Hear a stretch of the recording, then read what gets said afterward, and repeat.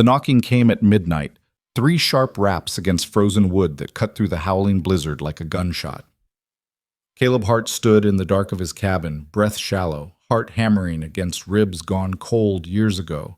He hadn't heard another human voice in weeks, didn't want to. But the knocking came again, weaker this time, desperate. When he finally opened the door, the snow swirled in with a ghost, a woman, half dead on her feet, and behind her 3 small faces, blue-lipped and hollow-eyed, staring up at him like he was their last chance at tomorrow. So, if you're drawn to stories of second chances, survival, and the families we choose when everything else falls apart, stay with me until the end. Hit that like button and drop a comment telling me what city you're watching from. I want to see just how far this story can reach. The wind didn't just blow across the Wyoming plains in January. It carved. It stripped bark from trees, froze cattle where they stood, and turned breath into ice before it left your lungs. Caleb Hart had learned to live inside that wind. Not survive it, just exist alongside it, the way a stone exists in a river, unmoved, unmoving, letting the current pass over until there's nothing left but the shape of what used to be. He stood now in the center of his cabin, one hand still on the door latch, the other hanging useless at his side. The woman on his porch didn't speak. She couldn't. Her lips were cracked and bloodless, her eyes sunken deep into her skull like she'd been running from something that didn't need legs to catch her.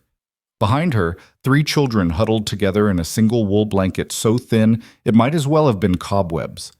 Triplets, he realized. 2 boys and a girl, none of them older than 5. The girl clutched a corn-husk doll to her chest, its face worn smooth from years of small hands holding on too tight. Caleb's throat tightened. He hadn't spoken to anyone in so long that his voice felt like rust when it finally came. Get inside. The woman hesitated. Not out of fear, out of something worse, shame. The kind that sits so deep it changes the way you stand, the way you breathe. But the wind made the decision for her. It shoved her forward, and the children stumbled in after, their bare feet slapping against the wooden floor like wet leaves. Caleb shut the door, and the silence that followed was louder than the storm. He could hear the woman's teeth chattering, the ragged pull of her breath, the way the children pressed themselves against her legs like she was the only solid thing left in the world.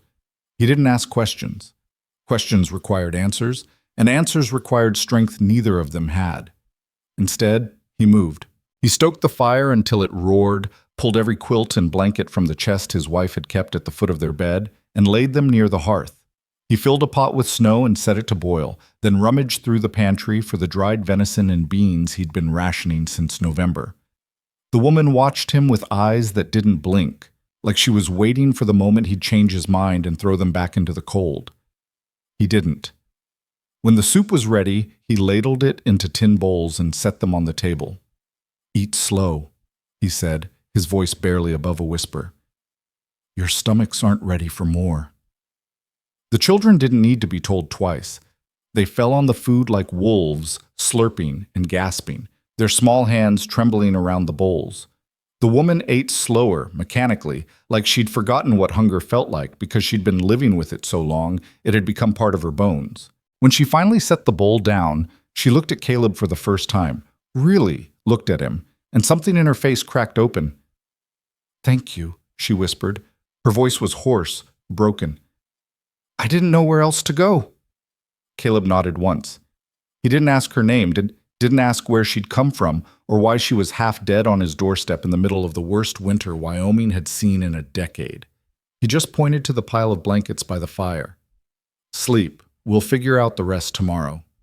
The woman nodded, her eyes already closing before she reached the makeshift bed. The children curled around her like puppies, their small bodies finally still, finally warm. Caleb stood there for a long time, watching them breathe, watching the firelight flicker across their faces. He hadn't had another soul in this cabin since Sarah died. 3 years. 3 years of silence so thick it had started to feel like company. And now, in the space of 10 minutes, his world had tilted on its axis. He turned away and walked to the window, staring out at the storm. The snow came down in sheets, erasing the world 1 inch at a time. He pressed his palm against the cold glass and felt the ache in his chest, the one that never really went away, just shifted from sharp to dull, depending on the day. Sarah would have known what to do. She always did. She would have had names for them by now, stories spilling out of her like water from a well, laughter filling the Kongjian between the walls. But Sarah was gone, and Caleb was just a man who'd forgotten how to be anything other than alone. Oh, morning came gray and brutal. The storm hadn't let up. If anything, it had gotten worse, the wind howling like something wounded and wild. Caleb woke before dawn, as he always did, and found the woman already awake. She sat by the fire, her arms wrapped around her knees, staring into the flames like they held answers she couldn't find anywhere else. He didn't speak, just set to making coffee, the bitter smell of it filling the cabin like a prayer. When he handed her a cup, their fingers brushed, and he felt how cold she still was, how the cold had settled into her so deep it would take more than one night by a fire to drive it out. "Lena," she said suddenly. "My name's Lena Pierce." Caleb nodded. "Caleb Hart." "The children." She stopped, her voice catching. "Owen, Micah, and Elsie. They're good kids. Quiet. They won't be any trouble." Caleb glanced at the triplets, still tangled together under the blankets, their small faces slack with sleep. "They can stay as long as they need." Lena's eyes filled with something he couldn't name. Relief, maybe, or disbelief. "You don't even know us."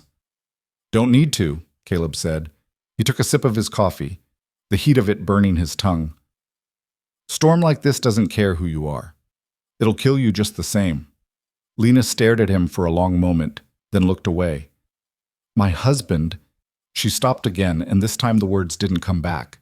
She just shook her head, her jaw tightening, and Caleb knew better than to push. Whatever had driven her out into that storm, whatever had put that hollowness in her eyes, it wasn't something she was ready to say out loud. "You're safe here," he said quietly. "That's all that matters." Lena nodded, but she didn't look convinced. She looked like a woman who'd learned the hard way that safety was a promise the world didn't keep. The storm raged for 3 more days. 3 days of wind that rattled the cabin walls and snow that piled so high against the door Caleb had to dig them out twice just to keep the chimney from choking. Lena didn't sit idle. She couldn't. Her hands moved constantly, mending shirts Caleb hadn't realized were torn, sweeping dust he hadn't noticed, cooking meals that tasted like something more than survival for the first time in years. She worked like a woman who believed that if she stopped moving, she'd disappear. The triplets, though, they thawed faster than their mother. Owen, the oldest by 10 minutes, had a quiet intensity about him, the kind that made you think he was always listening, always watching, always measuring the distance between where he was and where he needed to be. Micah was softer, quicker to smile, his curiosity pulling him toward Caleb's woodworking tools, his small fingers tracing the edges of half-finished carvings scattered across the workbench. And Elsie was the heart of them. She spoke less than her brothers, but when she did, it was with a solemnity that didn't belong in a child so young.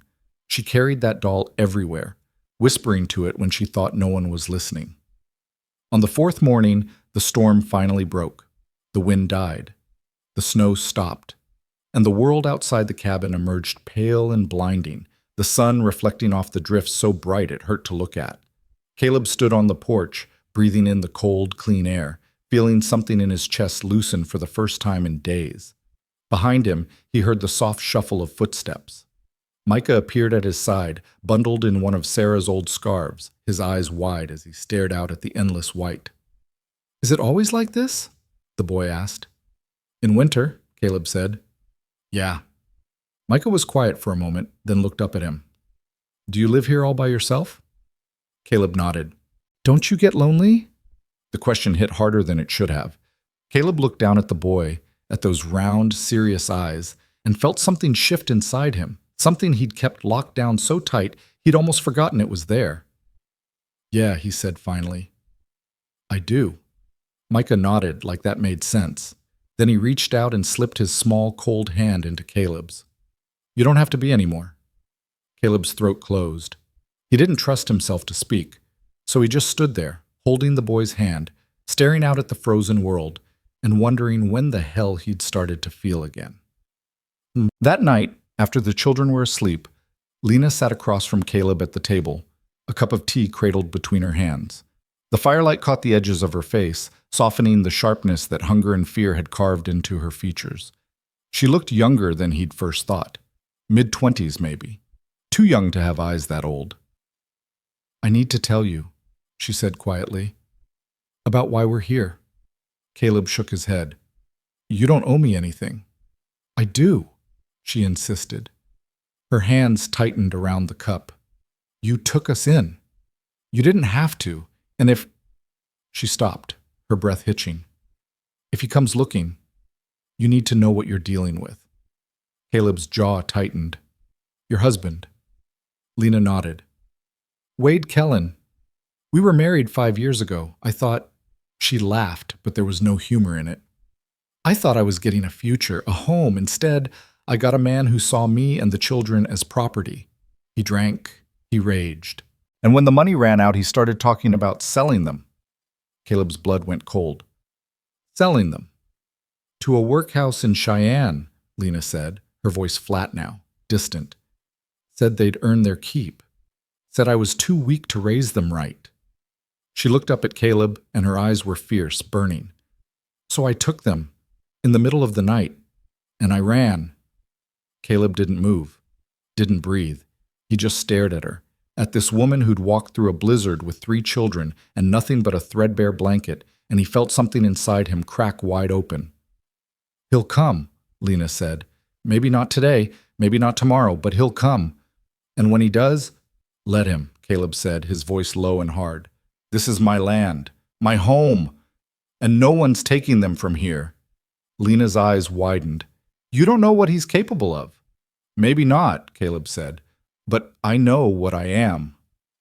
For the first time since she'd arrived, Lena smiled. It was small, fragile, but it was real. "Thank you," she whispered. Caleb nodded once, then stood and walked to the window. Outside, the moon hung low and bright over the snow, casting long shadows across the drifts. Somewhere out there, a man was looking for his family. And Caleb knew, with a certainty that settled into his bones like winter cold, that when Wade Kellen came, this cabin, this fragile, unexpected family, would be worth fighting for. Because for the first time in 3 years, Caleb Hart wasn't just surviving. He was living, and he'd be damned if he let anyone take that away. The days that followed fell into a rhythm Caleb hadn't known he was capable of anymore. Mornings meant coffee and chores, splitting wood, checking the livestock in the small barn behind the cabin, shoveling paths through snow that seemed determined to reclaim every inch of ground. Lena worked beside him without being asked, her movements efficient and sure, like she'd been doing this kind of work her whole life. She didn't talk much, but her presence filled the silence in ways that didn't require words. The children, though, they brought noise back into the world. Owen helped Caleb stack firewood, his small face serious with concentration.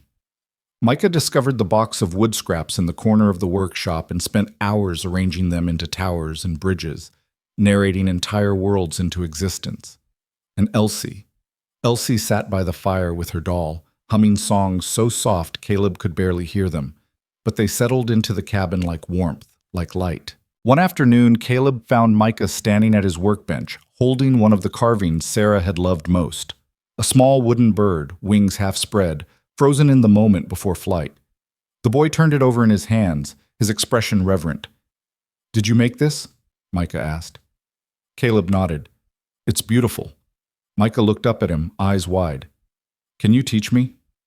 Something in Caleb's chest twisted. He thought about saying no.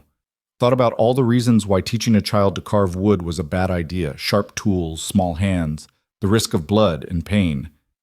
But then he looked at the boy's face, at the hope shining there, and he couldn't do it. "All right," he said gruffly, "but you do exactly what I say. No shortcuts." Micah's grin could have lit the whole cabin. "I promise." They spent the rest of the afternoon at the workbench, Caleb's large hands guiding Micah's small ones, showing him how to hold the knife, how to follow the grain of the wood, how to coax shape from something that had been formless. The boy was a quick study, his focus absolute, his questions sharp and thoughtful. And when he finally held up a rough, uneven square that was supposed to be a horse, his pride was so pure it made Caleb's throat ache. "It's perfect," Micah declared. It's a start, Caleb said, but he ruffled the boy's hair, and Micah beamed. Across the room, Lena watched them, her hand still over the shirt she was mending. Her eyes were bright, shining with something Caleb couldn't quite name. When their gazes met, she smiled, small, tentative, but real, and Caleb felt the ground shift beneath him again. That night, after the children were asleep, Caleb sat by the fire with a cup of whiskey he'd been saving for a day that never seemed to come. Lena joined him, her own cup of tea steaming in the cold air. For a while they just sat in comfortable silence, the fire crackling between them. "They're happy here," Lena said finally. Caleb nodded. "They're good kids." "They like you." She glanced at him, her expression unreadable. "Owen told me today that you remind him of a bear. Big and quiet, but safe." Caleb huffed a laugh. "A bear." "It's a compliment," Lena said, smiling. "From him, anyway." They lapsed into silence again, but this time it felt heavier, weighted with things unspoken. Caleb stared into the fire, watching the flames dance and flicker, and tried not to think about how much he'd missed this when they left. Because they would leave. They had to. Lena had a life somewhere, a future waiting for her that didn't include a broken-down widower in the middle of nowhere. "I used to have a daughter," he said suddenly. The words came out before he could stop them, rough and raw. "Rose. She was 4 when the fever took her. Sarah, my wife, she followed 2 weeks later. I couldn't—" He stopped, his voice breaking. "I couldn't save either of them." Lena's hand covered his, warm and steady. "I'm sorry." Caleb nodded, not trusting himself to speak. They sat like that for a long time, her hand on his, the fire burning low, and for the first time since Sarah died, Caleb didn't feel alone. But the peace lasted exactly 6 more days. On the 7th, just after noon, the sound of hoofbeats cut through the stillness like a blade. Caleb was outside chopping wood when he heard them. He straightened, the axe still in his hands, and watched as 3 riders crested the hill and made their way toward the cabin. The man in the lead was tall and broad-shouldered, with a face like granite and eyes that burned with cold fury. He rode with the confidence of someone who'd never been told no in his life. The 2 men flanking him wore badges, deputies, bought and paid for, Caleb guessed. Lena appeared in the doorway, her face going white. "Wade," she whispered. Caleb stepped in front of her. "Get the children inside. Lock the door." "Caleb, now." Lena hesitated, then disappeared back into the cabin. Caleb heard the bolt slide home, and then there was nothing but the sound of hoofbeats and the cold wind and the hammering of his own heart. Wade Kellen reined his horse to a stop 10 feet from the porch. He looked Caleb up and down, his lip curling in disgust. "You the man harboring my wife and children?" "I'm the man who gave shelter to a woman and 3 kids freezing to death in a blizzard," Caleb said evenly. "If that's your wife, then yeah, I am." Wade's jaw tightened. "She's a thief, took what's mine and ran. I'm here to collect." "They're not property," Caleb said, his voice dropping to something dangerous. "And they're not going anywhere." One of the deputies shifted in his saddle. "Now hold on, mister. The law says a man can't sell his own children," Caleb cut in. "The law says a woman's got the right to leave a man who beats her. So unless you've got something better than that badge to back you up, I suggest you turn around and ride out." Wade's eyes narrowed. "I don't need the law. I've got the judge's signature right here." He pulled a folded paper from his coat and waved it in the air. "Legal custody, signed and sealed. You're interfering with a legal proceeding." Caleb didn't move. "That paper doesn't mean a damn thing if the woman doesn't want to go." "She doesn't get a choice," Wade said coldly. "She's my wife, those are my children, and you're just some lonely fool who doesn't know when to mind his own business." Caleb's grip on the axe tightened. "Leave, now, before this gets ugly." Wade smiled, but there was no warmth in it. "You think you can stop me? You think one man with an axe is going to stand between me and what's mine?" "I think," Caleb said quietly, "that you're about to find out." For a moment, the world held its breath. Then Wade laughed, a harsh, bitter sound, and jerked his reins. "This isn't over, Hart. Not by a long shot. I'll be back, with more men, with the law. And when I do, you'll wish you'd stayed out of it." He wheeled his horse around and rode off, the deputies following. Caleb stood there, watching until they disappeared over the hill, and then he let out a breath he hadn't realized he was holding. Behind him, the cabin door opened. Lena stood there, her face pale, her hands trembling. "He's not going to stop." "I know," Caleb said. "He'll come back, and next time, Caleb interrupted, "we'll be ready." Lena stared at him, her eyes searching his face. "Why are you doing this?" Caleb met her gaze, and for the first time in 3 years he told the truth. "Because you matter. Because they matter. And because I'm done letting fear decide what happens next." Lena's breath caught. She nodded once, then stepped back inside. Caleb stood on the porch, the axe still in his hands, and looked out at the frozen plains. Wade Kellen was coming back. He knew it in his bones. But this time Caleb wouldn't be alone. This time he had something worth fighting for. The cold that settled over the cabin after Wade's visit had nothing to do with the weather. It was the kind of cold that came from knowing something worse was waiting just beyond the horizon, patient and inevitable. Caleb spent the rest of that day reinforcing the barn door, checking his rifle, counting ammunition he hadn't touched in years. Lena moved through the cabin like a woman walking underwater, her movements mechanical, her eyes distant. The children felt it too. The shift in the air, the way their mother's smile didn't quite reach her eyes anymore. The way Caleb kept glancing toward the road like he expected ghosts to come riding out of the snow. That evening, Owen found Caleb in the workshop, running a whetstone along the blade of his hunting knife. The boy stood in the doorway, his small frame silhouetted against the lamplight from the cabin, his face serious beyond his years. "Is he going to take us away?" Owen asked quietly. Caleb looked up, his hand stilling on the blade. He wanted to lie, wanted to tell the boy that everything would be fine, that monsters only existed in stories. But Owen deserved better than that. He deserved the truth, even if it was hard. "He's going to try," Caleb said. Owen nodded slowly, like he'd expected that answer. "Mama says you're going to help us." "I am." "Why?" The question wasn't challenging. It was genuine, searching.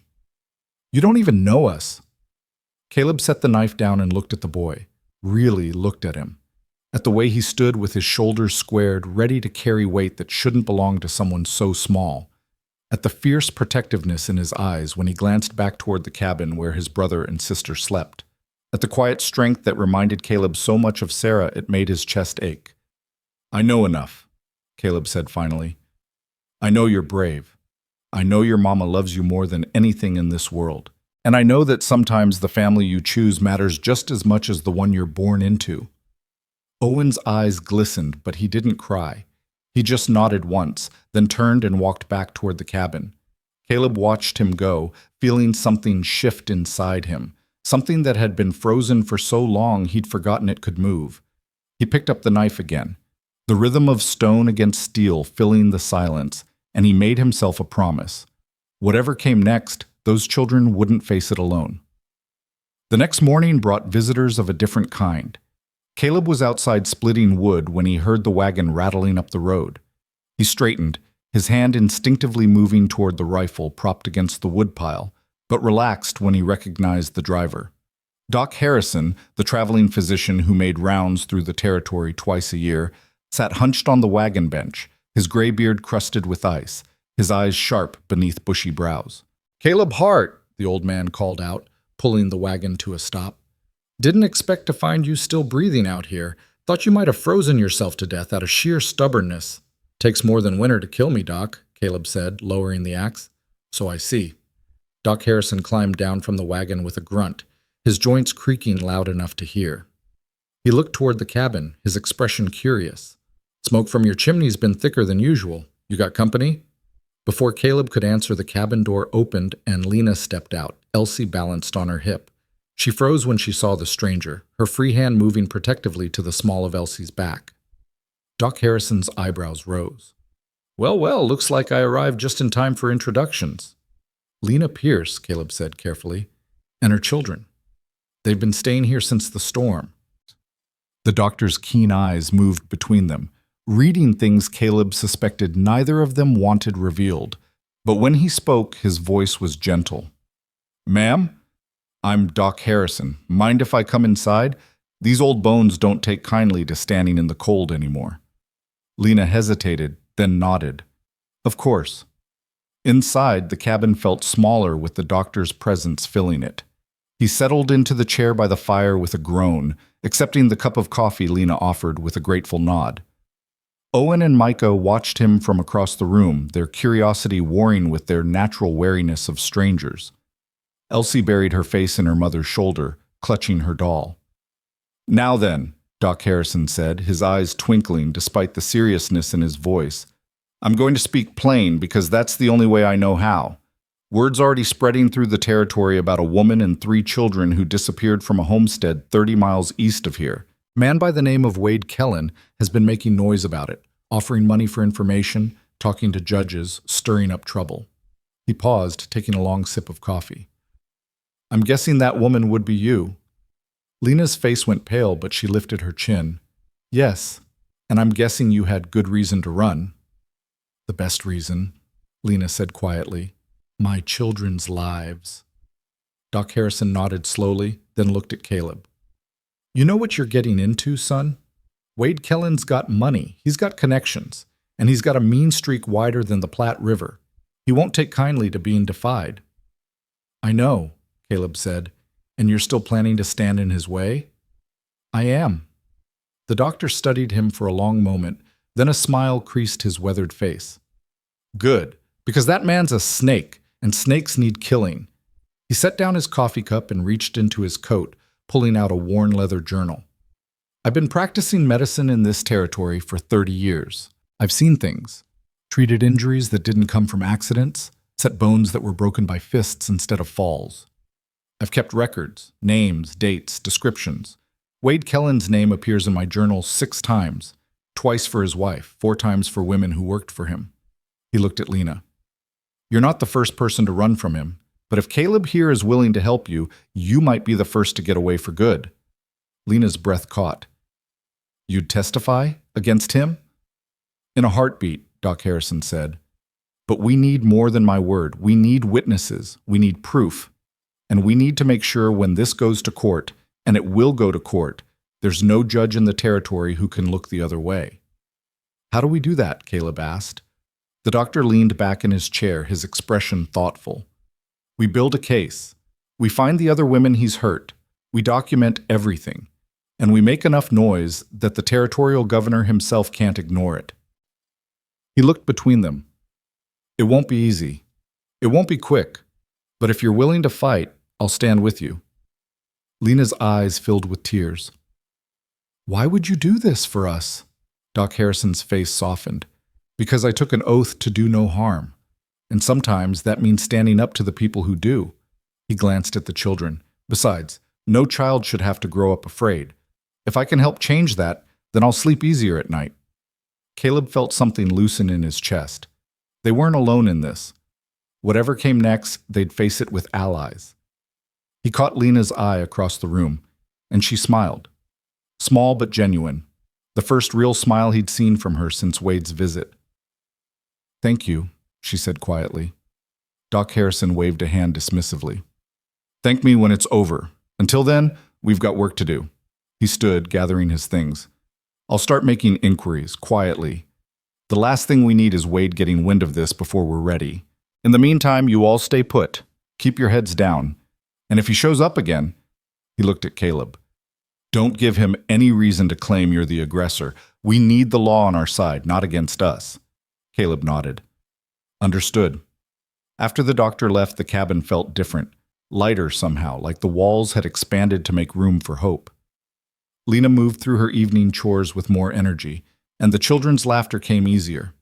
That night, after they'd all eaten and the triplets were settled by the fire with their makeshift toys, Lena sat beside Caleb at the table, her hands wrapped around a cup of tea. I never thought, she started, then stopped, her voice catching.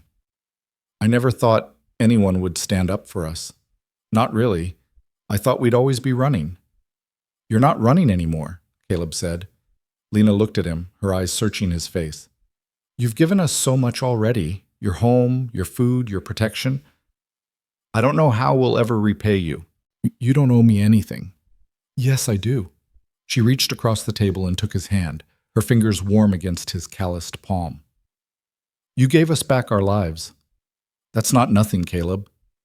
Caleb's throat tightened. He looked down at their joined hands, at the way her fingers fit against his like they belonged there, and felt something he hadn't felt in 3 years. Not just comfort, not just companionship. Something deeper, more dangerous, something that felt like the beginning of caring too much. He pulled his hand back gently. You should get some rest. Tomorrow's going to be a long day. Lena nodded, but her eyes held a question she didn't voice. She stood and moved toward the children, and Caleb sat alone at the table, staring into his cold coffee, wondering when exactly he'd started to think of this broken, makeshift family as his own. The days that followed fell into a new rhythm. Doc Harrison returned twice, bringing news and strategy. He'd found 2 of the women who'd worked for Wade, both willing to testify, both carrying scars that went deeper than skin. He'd also made contact with a lawyer in Cheyenne, a man named Samuel Brennan, who'd built a reputation taking on cases no one else would touch. Brennan was interested, the doctor reported, but he needed time to build the case properly. Time they might not have. Meanwhile, Caleb taught the children what he could. He showed Owen how to track animals in the snow, how to read the weather by the way the wind moved through the pines. He let Micah spend hours at the workbench, carving his own clumsy shapes from scrapwood, his small face fierce with concentration. And Elsie, quiet, watchful Elsie, began following Caleb around like a shadow, her doll tucked under one arm, her eyes missing nothing. One afternoon, while Lena was washing clothes and the boys were outside building a snow fort, Elsie climbed into Caleb's lap while he sat mending a harness. She didn't say anything at first, just settled against his chest like she'd done it 100 times before. Caleb froze, uncertain, his hands hovering uselessly in the air. He hadn't held a child since Rose died, hadn't let himself get close enough to risk that particular kind of pain again. But Elsie just sighed, her small body relaxing against him, and something in Caleb cracked. He wrapped his arms around her carefully, like she was made of glass, and felt her heartbeat against his ribs, steady, trusting, alive. She smelled like wood smoke and soap and something indefinably sweet, and when she tilted her head back to look up at him, her eyes were Sarah's eyes, Rose's eyes, every child he'd ever loved and lost reflected back at him. You're sad, Elsie said simply. Caleb's breath caught. Sometimes. Me too. She tucked her head back under his chin. But I'm not sad here. Here feels safe. Caleb closed his eyes, feeling the sting of tears he hadn't cried in years. Good, he whispered. That's good. They sat like that until Lena called them for supper, and when Elsie finally slid down from his lap, she pressed her doll into his hands. You can hold her, she said seriously. She helps when you're sad. Caleb looked down at the worn corn husk toy, its features rubbed smooth by small, anxious fingers, and felt something inside him break open completely. Thank you, he managed. Elsie smiled, a real bright smile, and ran off to join her brothers. Caleb sat there holding the doll, feeling its weight in his hands, and realized with a clarity that stole his breath that he'd already lost. Not the fight with Wade. That was still ahead. But the fight to keep his heart locked away, to keep himself separate and safe. That one was over. These people, this family, had already worked their way inside him. And if he lost them now, it would hurt worse than anything he'd survived before. But for the first time in 3 years, Caleb found he didn't care. The risk was worth it. They were worth it. That night, long after everyone else had gone to sleep, Caleb stood at the window staring out at the moonlit snow. The plains stretched away in every direction, vast and empty and merciless. But inside the cabin, there was warmth. There was life. There was laughter and hope, and the sound of children breathing safe in their sleep. He pressed his palm against the cold glass and made himself another promise. Whatever it took, however long it lasted, he would protect this. He would fight for this. He would become whatever he needed to be to keep this family whole. Because somewhere along the way, when he wasn't looking, they'd stop being strangers seeking shelter. They'd become his. And Caleb Hart had never been good at letting go of what was his. The warning came on a clear, bitter morning 2 weeks after Wade's first visit. Caleb was in the barn, feeding the horses, when he heard the sound of a single rider approaching fast. He grabbed his rifle and stepped outside, squinting against the snow glare. The rider was young, barely 20, with a face pale from more than just the cold. He pulled his horse to a skidding stop and practically fell from the saddle. "Mr. Hart?" he gasped. "That's me. My name's Jacob Reese. I worked for Wade Kellen." The young man's hands shook as he steadied himself against his horse. "He's coming, tomorrow, with the sheriff and 6 men. He's got papers from Judge Morrison granting him custody. Says he'll burn down your cabin if you don't hand them over." Caleb's blood went cold. "Judge Morrison's in Wade's pocket." "I know." Jacob looked toward the cabin, his expression desperate. "That's why I'm here. Mrs. Kellen, Lena, she was kind to me when I first started working the ranch. She's the only one who treated me like I was human. I can't let him take those kids. I've seen what he does to people who can't fight back." He reached into his coat and pulled out a folded document. "I stole this from his desk.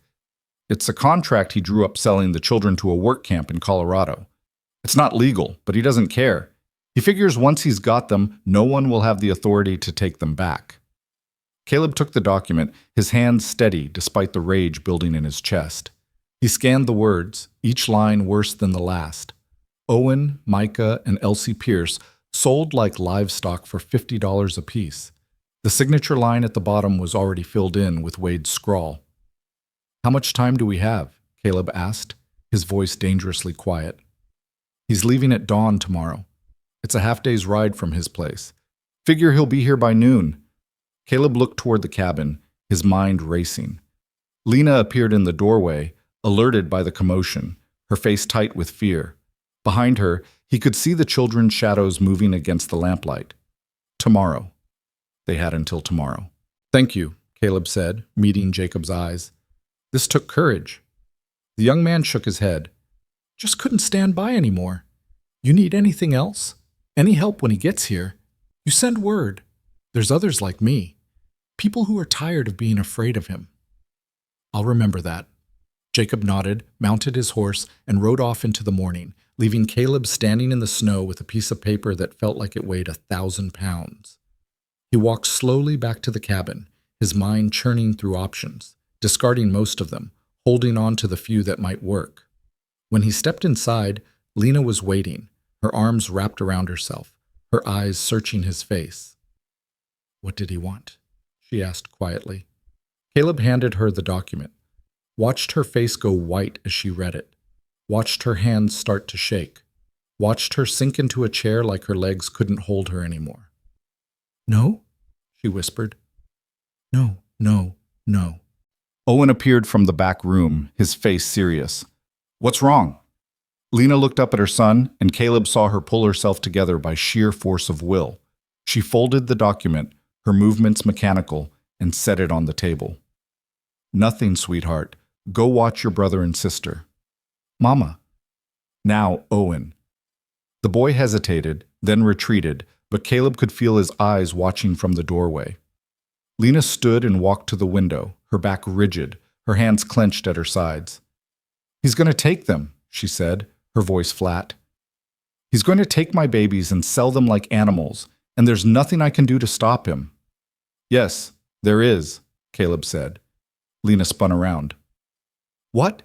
What can I do? He's got the law on his side. He's got men. He's got—" "And we've got the truth," Caleb interrupted. "We've got Doc Harrison's testimony. We've got witnesses. We've got people willing to stand up and say what kind of man Wade Kellen really is." "It won't matter," Lena said, tears streaming down her face now. "Not if the judge has already ruled. Not if he shows up with the sheriff and legal papers. They'll take my children, Caleb. They'll take them and I'll never see them again." Caleb crossed the room and gripped her shoulders, forcing her to look at him. "Listen to me. We're not giving up. We're not letting him win. Tomorrow, when he comes, we're going to be ready. We're going to stand our ground. And we're going to make enough noise that every person in this territory knows what he's trying to do." "How?" Lena's voice broke on the word. "We get them first," Caleb said. "We ride to Cheyenne tonight. We find Samuel Brennan. We file for emergency custody based on abandonment and intent to sell. We force this into a real court with a real judge, not some corrupt bastard in Wade's pocket. We make him fight us where the whole world can see." Lena stared at him, hope and fear warring in her eyes. "That's a 2-day ride. In this weather. With 3 children. Then we better get moving." For a long moment, Lena didn't move. Then she nodded, wiping her tears with the back of her hand. Okay. What do we need?" They spent the next hour preparing. Caleb loaded the wagon with blankets, food, everything they'd need for the journey. Lena packed what few belongings they had, her movement swift and efficient. The children sensed something was happening, their usual chatter replaced by an anxious quiet. When everything was ready, Caleb went to the barn and hitched the horses, his hands working by memory while his mind planned routes, calculated time, considered every possible thing that could go wrong. Doc Harrison arrived just as the sun was setting, his wagon rattling into the yard like Providence itself. He took one look at their preparations and nodded grimly. "So you heard. Jacob Reese came by this morning," Caleb said. "Good man, that boy." The doctor climbed down from his seat. "I came to tell you I've been making arrangements of my own. Samuel Brennan's expecting you. He's got a judge lined up, Judge Catherine Walsh, newly appointed from back east. She's got no ties to Wade, no reason to look the other way, but you need to get to her before Wade can file his claim. Once that custody order is in effect—" "We know," Caleb said. "We're leaving now." Doc Harrison reached into his coat and pulled out a thick envelope. "This is everything I've gathered. Testimonies, medical records, dates, and names. It's all there. You get this to Brennan, and he'll know what to do with it." Caleb took the envelope, feeling its weight. "Thank you, Doc." "Don't thank me yet. Just get those kids to safety." The old man's voice gentled. "And Caleb, you're doing the right thing. Sarah would be proud." Caleb's throat closed. He nodded once, not trusting himself to speak, then turned to help Lena and the children into the wagon. They climbed in one by one, bundled in every piece of warm clothing they owned. Elsie clutched her doll, her eyes huge in her small face. Micah pressed against his mother's side, and Owen sat beside Caleb on the driver's bench, his jaw set, his small hands gripping the edge of the seat. "You ready?" Caleb asked quietly. The boy nodded. "Whatever it takes." Caleb looked back at the cabin one last time, at the smoke still rising from the chimney, at the small windows glowing with lamplight, at the place that had become more than just shelter. Then he clicked his tongue, and the horses moved forward, pulling them into the darkness, toward Cheyenne, toward a fight he wasn't sure they could win, but knew they had to try.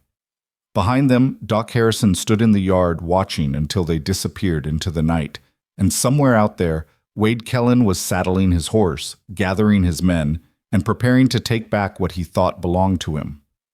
The race had begun. The first night on the road was the coldest Caleb had ever known.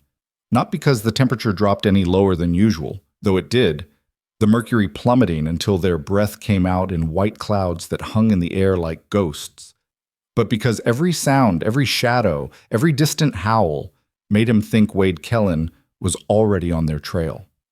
They traveled by moonlight, the wagon wheels crunching through snow that had crusted over into ice, the horse's breath steaming in the darkness. Lena sat in the back with the children huddled around her, all of them wrapped in blankets that did little against the piercing wind.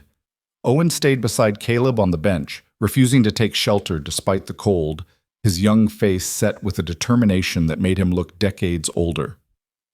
"You should get in back with your mother," Caleb said quietly, not taking his eyes off the road. "I'm fine here," Owen replied, his teeth chattering slightly. "Someone needs to keep watch with you." Caleb glanced at the boy, saw the way his small hands gripped his knees to keep them from shaking, and felt something tighten in his chest. "Your mama raised you right." "She raised us to survive," Owen said, "but you're teaching us something different." "What's that?" "How to fight back." They drove in silence after that, the only sounds the creak of the wagon and the wind howling across the plains. Around midnight, they stopped to rest the horses at an abandoned homestead Caleb knew from his trading days. Just a skeletal frame of a house and a half-collapsed barn, but it provided enough shelter from the wind to build a small fire. Lena coaxed the children out of the wagon, their limbs stiff from cold and sitting still for so long. Micah had fallen asleep against his mother's side, and when she lifted him down, he barely woke, just mumbled something incoherent and burrowed deeper into his blankets. Elsie was the only one fully awake, her dark eyes reflecting the firelight as Caleb built up the flames.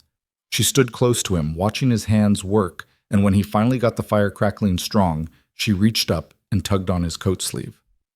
"Mr. Caleb?" she whispered. "Yes, darling?" "Are we going to be okay?" The question hit him harder than any blow Wade Kellen could have landed. Caleb crouched down so he was eye level with her, taking in that small, serious face, those eyes that had seen far too much for someone so young. He wanted to promise her yes, wanted to tell her that everything would work out fine, that the bad man would never touch her again. But he'd learned from Sarah that children could smell a lie from a mile away, and Elsie deserved better than false comfort. "I don't know," he said honestly, "but I promise you this. I'm going to do everything I can to make sure you and your brothers stay with your mama. And I'm not going to stop fighting until this is over, one way or another." Elsie studied him for a long moment, then nodded solemnly. "Okay." She held out her doll. "You can hold her again if you need to, for courage." Caleb's throat closed up. He took the doll carefully, feeling its worn softness, and managed a smile. "Thank you. That helps more than you know." They spent an hour warming themselves by the fire, eating the cold biscuits and dried meat Lena had packed. The children dozed against their mother, their small bodies finally relaxing in the heat. Lena herself looked exhausted, dark circles under her eyes, her face drawn tight with worry. She caught Caleb watching her and tried to smile, but it didn't reach her eyes. "How much farther?" she asked quietly. "If we keep moving through the night, we'll reach Cheyenne by tomorrow evening," Caleb said. "But we need to rest the horses. Push them too hard in this cold, and they'll collapse." Lena nodded, pulling Elsie closer. "And if Wade catches up to us before we get there?" "He won't." "But if he does?" Caleb met her gaze across the fire. "Then I'll hold him off while you get to town. You find Samuel Brennan. You tell him everything, and you don't look back." "Caleb, no arguments, Lena. Those children need you alive and free, not captured trying to fight a battle you can't win. If it comes to that, you run. You understand me?" Lena's eyes filled with tears, but she nodded. "I understand." They left the homestead an hour before dawn, when the darkness was at its deepest and the world felt like it existed in some space between night and morning where nothing was quite real.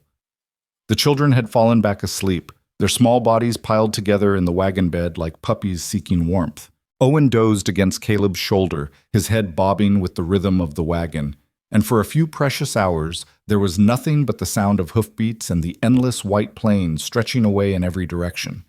The sun rose slowly, painting the snow gold and pink, and with the light came a new kind of danger. They were exposed now, visible for miles to anyone who might be looking.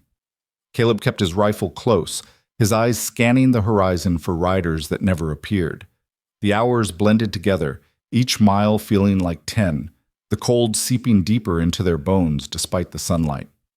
Around mid-morning, they passed a freight wagon heading the opposite direction, the driver nodding a greeting but asking no questions. An hour later, they overtook a family traveling in a covered wagon, the father giving Caleb a long, measuring look before urging his own horses faster. By noon, Owen was awake again, and Micah had climbed up to join them on the bench, his curiosity apparently stronger than his fear. The boy peppered Caleb with questions about the horses, about Cheyenne, about what would happen when they got there. Caleb answered what he could, grateful for the distraction, for the way Micah's chatter filled the heavy silence that had settled over them. "Is Cheyenne big?" Micah asked, his breath steaming in the cold air. "Bigger than anything you've seen," Caleb said. "Lots of buildings, lots of people, streets made of wood planks instead of dirt. It can be overwhelming if you're not used to it." "Have you been there before?" "A few times. Used to bring furs into trade, back before—" He stopped, the words catching in his throat. "Back before Sarah died. Back when he'd had a reason to venture into town, to be around people, to care about anything beyond the next day's survival." "Before what?" Micah asked innocently. Caleb glanced back at Lena, who was watching him with an expression he couldn't quite read. "Before I decided I liked the quiet better," he said finally. Micah seemed to accept that answer. He fell silent for a while, then said quietly, "I like the quiet too. But I like it better when there's people in it, like you and Mama and Doc Harrison. The quiet's not so scary then." "No," Caleb agreed, his voice rough. "It's not." They reached the outskirts of Cheyenne just as the sun was setting, the sky blazing orange and purple above the snow-covered rooftops. The town sprawled larger than Caleb remembered, new buildings sprouting up between the old ones like weeds, the streets busy with evening traffic despite the cold. He guided the wagon through the main thoroughfare, past saloons and general stores, and a new hotel that hadn't existed the last time he'd been here. People stared at them as they passed, at the tired horses, at the children huddled in the wagon bed, at Lena's hollow-eyed face and Caleb's grim expression. But no one stopped them, no one asked questions, and Caleb was grateful for the anonymity that came with being just another family in a town full of desperate, hopeful people trying to build something better. He found Samuel Brennan's office on a side street near the courthouse, a modest building with a hand-painted sign that read, "Brennan and Associates Legal Services," in neat black letters. Caleb pulled the wagon to a stop and helped Lena and the children down, his legs unsteady after so many hours sitting. Owen stayed close to his side while Lena gathered Micah and Elsie, and together they climbed the steps to the office door. Inside, warmth hit them like a physical thing. A pot-bellied stove in the corner radiated heat, and oil lamps cast golden light across a room lined with law books and papers stacked in neat piles. Behind a large oak desk sat a man in his 40s, his dark hair going gray at the temples, his sharp eyes taking in their appearance with the kind of quick assessment that comes from years of reading people. He stood immediately, moving around the desk with his hand extended. "You must be Caleb Hart," he said, his voice carrying the crisp accent of someone educated back east. "Doc Harrison sent word you'd be coming. I'm Samuel Brennan." His eyes moved to Lena and softened. "Mrs. Kellen, I presume?" "Pierce," Lena said firmly. "Lena Pierce. I stopped using his name the day I left." Brennan nodded approvingly. "Good. That's the kind of clarity we'll need." He gestured to the chairs arranged in front of his desk. "Please, sit. All of you, you look half frozen." They settled into the chairs, the children pressed close to their mother, while Caleb remained standing, too restless to sit. He pulled out the envelope Doc Harrison had given him and set it on the desk. "Everything you need is in there," Caleb said. "Medical records, witness statements, dates and incidents going back years, and this—" He pulled out the contract Jacob Reese had stolen, his jaw tightening as he laid it on the desk. "Wade Kellen's plan to sell the children to a work camp. He's got a custody order from Judge Morrison, and he's coming to enforce it. We need to stop him before—" "I know," Brennan interrupted gently. "Doc Harrison has kept me informed, and I've already filed an emergency petition with Judge Walsh for temporary protective custody based on abandonment and intent to commit child trafficking. She's agreed to hear the case tomorrow morning at 8 o'clock sharp." Lena's breath came out in a rush. "Tomorrow? That's so fast." "It has to be," Brennan said, his expression grave. "Judge Morrison's order gives Wade Kellen legal authority to take those children. The only way to override it is with a higher court ruling, and Judge Walsh has jurisdiction over Morrison. But—" he paused, looking at each of them in turn. "You need to understand what you're up against. Wade Kellen has money, influence, and a reputation for getting what he wants. He'll bring lawyers. He'll bring witnesses who'll swear he's a model citizen. He'll paint Mrs. Pierce as an unfit mother who abandoned her marital home and kidnapped his children. And he'll argue that you, Mr. Hart, are an opportunistic stranger who has no legal standing in this matter." "So what do we do?" Caleb asked, his hands clenching into fists. "We tell the truth," Brennan said simply. "We present the evidence. We let the witnesses speak. And we trust that Judge Walsh is the woman her reputation suggests she is, someone who cares more about justice than politics." He looked at Lena. "But I need to know you're prepared for what this will cost. Not in money, but in exposure. Everything about your marriage, your life with Wade, the reasons you left, all of it will become public record. There will be no privacy, no dignity, no protection from the ugliness that will come out. Can you handle that?" Lena lifted her chin, and for the first time since they'd left the cabin, Caleb saw the steel in her that had carried her through a blizzard with 3 children and nothing but hope. "For my children," I can handle anything. Brennan smiled, a real smile, warm and approving. Then we have a chance. He stood and moved to a cabinet, pulling out a bottle of whiskey and several glasses. But first you all need food, rest, and warmth. There's a boarding house 2 streets over, Mrs. Chen's place. She's a friend, and she won't ask questions. Go there, get cleaned up, get some sleep. I'll meet you at the courthouse at 7:30 tomorrow morning. We don't have money for a boarding house, Lena said quietly. Already taken care of, Brennan replied. Doc Harrison set up a fund. Between his contribution and donations from others who've had their own dealings with Wade Kellen, there's enough to cover your expenses and then some. He handed Caleb a folded piece of paper. That's the address. Tell Mrs. Chen I sent you. Caleb took the paper, overwhelmed by the kindness of strangers, by the network of people willing to stand up to a man they feared. Thank you, he said roughly, for all of this. Thank me when it's over, Brennan said, echoing Doc Harrison's words. Until then, we fight. Mrs. Chen's boarding house was warm and clean and smelled like ginger and something sweet Caleb couldn't identify. The proprietor herself was a small, fierce woman who took one look at the children and immediately started bustling them toward the kitchen, talking rapidly in a mix of English and Chinese about hot soup and warm beds. She assigned them 2 rooms on the 2nd floor, one for Lena and the children, one for Caleb, and refused to hear any arguments about payment. Mr. Brennan says you're fighting Wade Kellen, she said, her accent thick but her meaning clear. That man owes me 2 years' rent for a property he claims he bought fair and square but won't show me papers for. You heard him? You heard him good, yes? You do that. We're even.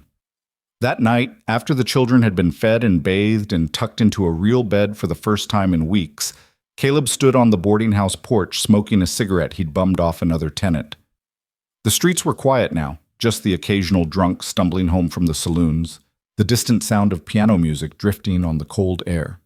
He was exhausted, bone-deep tired in a way that had nothing to do with the physical journey and everything to do with the weight of what tomorrow would bring. The door opened behind him and Lena stepped out, wrapped in a shawl Mrs. Chen had loaned her. She stood beside him, not speaking, just sharing the silence. After a while she said, "They're asleep, all 3 of them. I don't think they've slept that soundly since before." She stopped, her voice breaking. "They're safe tonight," Caleb said. "That's what matters." "Because of you." Lena turned to face him, her eyes bright in the lamplight spilling from the windows. "You didn't have to do any of this. You could have turned us away that first night, could have let Wade take us, could have stayed out of it entirely. But you didn't. Why?" Caleb took a long drag on the cigarette, watching the smoke curl away into the darkness. He thought about all the reasons he could give her: duty, decency, the simple fact that no one should have to face what she'd faced alone. But in the end, he told her the truth. "Because I stopped living 3 years ago," he said quietly. "When Sarah and Rose died, I stopped. I went through the motions, but I wasn't really there, just a ghost in my own life waiting for something to give me a reason to care again." He looked at her, at this woman who'd walked through hell and come out stronger for it. "Then you knocked on my door, and suddenly I had a reason." Lena's breath caught. "Caleb." "I'm not asking for anything," he said quickly. "I'm not expecting anything. I need you to know that you saved me as much as I saved you. You and those kids. You brought me back to life." For a long moment, Lena just stared at him. Then she reached out and took his hand, her fingers wrapping around his with a strength that belied their small size. "Whatever happens tomorrow," she said, "I want you to know that you gave us something more precious than safety. You gave us hope. You gave us a glimpse of what life could be if we weren't always afraid. And I will never, ever forget that." Caleb squeezed her hand, unable to speak past the lump in his throat. They stood like that until the cigarette burned down to nothing and the cold drove them back inside. 2 broken people who'd found something in each other that might just be strong enough to carry them through whatever came next. Morning arrived too fast. Caleb woke to pale gray light filtering through the boarding house window and the sound of the town coming to life below. Wagons rattling past, vendors calling out their wares, the distant whistle of a train arriving at the station. He dressed quickly, his hands fumbling with buttons that suddenly seemed too complicated. and went downstairs to find Lena already up, helping Mrs. Chen prepare breakfast while the children sat at the kitchen table, subdued and anxious. They ate in near silence, the food tasteless despite Mrs. Chen's best efforts. Owen kept his eyes on his plate, pushing eggs around with his fork. Micah sat pressed against his mother's side, his usual chatter completely absent. And Elsie just stared at her doll, her small fingers tracing its worn features over and over like a prayer. Samuel Brennan arrived at 7:15, looking sharp in a dark suit and carrying a leather case filled with documents. He accepted a cup of coffee from Mrs. Chen and sat down across from them, his expression serious but not unkind. "Here's what's going to happen," he said without preamble. "We'll enter through the side door of the courthouse to avoid any crowds. Judge Walsh runs a tight courtroom. No outbursts, no interruptions. Wade Kellen will be there with his lawyers. He'll have his witnesses, and he'll do everything in his power to paint himself as the victim, and you, Mrs. Pierce, as the villain." He looked at Lena. "When you take the stand, and you will take the stand, they're going to ask you questions designed to humiliate you, to make you look unstable or vindictive. They'll bring up every mistake you've ever made, every harsh word you ever said, every moment of imperfection in your marriage. Can you handle that?" Lena's jaw tightened. "Yes." "Good. Because the key to winning this case isn't just the evidence, though we have plenty of that. It's you. It's your credibility, your composure, your willingness to stand up and tell your story without flinching. The judge needs to see that you're not a victim. You're a survivor. You're a mother who made an impossible choice to save her children, and you'd make it again in a heartbeat." "I would," Lena said firmly. Brennan nodded, satisfied. "Then let's go win this." The courthouse was an imposing brick building that dominated the town square, its tall windows and columned entrance designed to inspire both awe and fear. Brennan led them through a side entrance as promised, up a narrow staircase that smelled of old wood and furniture polish, and into a small waiting room adjacent to the courtroom. Through the closed door, Caleb could hear voices, muffled but distinctly male, distinctly angry. "That's Wade," Lena whispered, her face going pale. "I'd know his voice anywhere." Caleb moved to stand beside her, his presence solid and protective. "He can't touch you. Not here. Not with all these witnesses." But when the bailiff opened the door and called them into the courtroom, Caleb's confidence wavered. Because there, standing at the plaintiff's table with two lawyers in expensive suits flanking him, was Wade Kellen. He was bigger than Caleb remembered, his face flushed with righteous anger, his eyes burning with a possessive fury that made Caleb's hands clench into fists. And beside him, wearing a sheriff's badge and a smug expression, stood a man Caleb recognized from Morrison's courthouse, a hired gun masquerading as law enforcement. Wade's eyes locked on Lena the moment she entered, and his expression twisted into something ugly. "There she is," he said loudly. "My wife. The woman who stole my children and ran off with another man like some common—" "Mr. Kellen?" A crisp female voice cut through his tirade. "You will control yourself in my courtroom, or I will hold you in contempt. Am I clear?" Caleb looked toward the judge's bench and felt a flicker of hope. Judge Catherine Walsh was younger than he'd expected, maybe 40, with steel-gray hair pulled back in a severe bun and eyes that missed nothing. She wore her authority like armor, and when she looked at Wade Kellen, there was no fear in her gaze, only cold assessment. "Yes, Your Honor," Wade muttered, but his eyes never left Lena. "Good." Judge Walsh's gaze moved to Brennan. "Mr. Brennan, I've reviewed your emergency petition. This is highly irregular filing to override a custody order from another judge in this district. With respect, Your Honor, Judge Morrison's order was obtained through fraudulent representation," Brennan said smoothly. "Mr. Kellen failed to disclose to that court his intent to sell the children to a labor camp, his history of domestic violence, or the fact that Mrs. Pierce fled for her life and the lives of her children. We have documentation to prove all of this." One of Wade's lawyers stood immediately. "Your Honor, this is nothing more than a vindictive attempt by an adulterous woman and her paramour to deny a father his legal rights. Judge Morrison heard the facts and ruled accordingly. Mrs. Kellen abandoned her home without cause." "Mrs. Pierce," Lena said suddenly, her voice cutting through the courtroom like a blade. Every head turned toward her. "I don't use his name anymore. I stopped being his wife the moment I chose my children's lives over his pride. Judge Walsh's eyebrows rose slightly, and something that might have been approval flickered in her eyes. Noted, Mrs. Pierce it is. She looked at both legal teams. Given the serious nature of these allegations, I'm going to hear testimony from both sides before making any ruling. Mr. Brennan, call your first witness. The defense calls Dr. Harrison to the stand. The next 2 hours were a blur of testimony that painted a picture of Wade Kellen that made Caleb's blood boil. Doc Harrison spoke calmly and clinically about the injuries he'd treated over the years. Lena's broken ribs, her fractured wrist, the bruises she'd tried to hide with long sleeves and high collars. He presented his medical journals as evidence, each entry dated and detailed, each one another nail in Wade's coffin. Then came the other witnesses. 2 women who'd worked for Wade and left with their own scars, their voices shaking but determined as they told stories of violence, intimidation, and fear. A shopkeeper who'd heard Wade drunkenly boasting about selling the useless brats to a work camp. Jacob Reese, pale but resolute, testifying about the contract he'd stolen and the threats he'd heard Wade make. Through it all, Wade sat stone-faced, his lawyers objecting to everything, trying to discredit each witness, to paint them as liars or opportunists or people with grudges. But Judge Walsh heard them all, her expression growing steadily grimmer with each new testimony. Finally, Brennan called Lena to the stand. She stood slowly, smoothing her worn dress, and walked to the witness box with her head high. Caleb watched her raise her right hand and swear to tell the truth, and he'd never been prouder of anyone in his life. Brennan's questions were gentle but thorough, guiding Lena through the story of her marriage.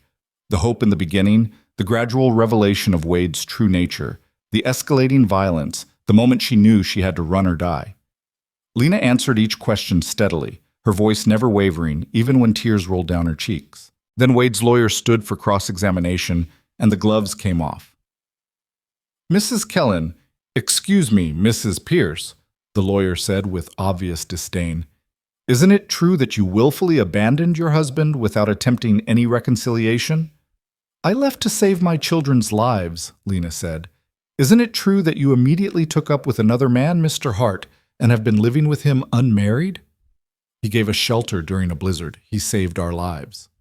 Isn't it true that you've poisoned your children against their father, teaching them to fear and hate him? I didn't have to teach them anything, Lena said, her voice sharp now. They learned to fear him by watching him hurt me. The lawyer's expression hardened. You expect this court to believe that my client, a respected landowner and businessman, is some kind of monster? That he would harm his own children? I don't expect anything, Lena said, and now her voice rang out clear and strong. I know what he is, I lived with him for 5 years.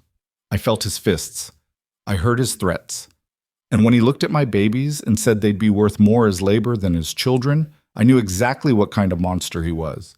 She leaned forward, her eyes blazing. So yes, I left. Yes, I ran. And I would do it again 1,000 times over, because being alive and free is worth more than being dead and respectable. The courtroom fell silent. Wade's lawyer opened his mouth, closed it, then sat down without another word. Judge Walsh looked at Lena for a long moment, then nodded. Step down, Mrs. Pierce.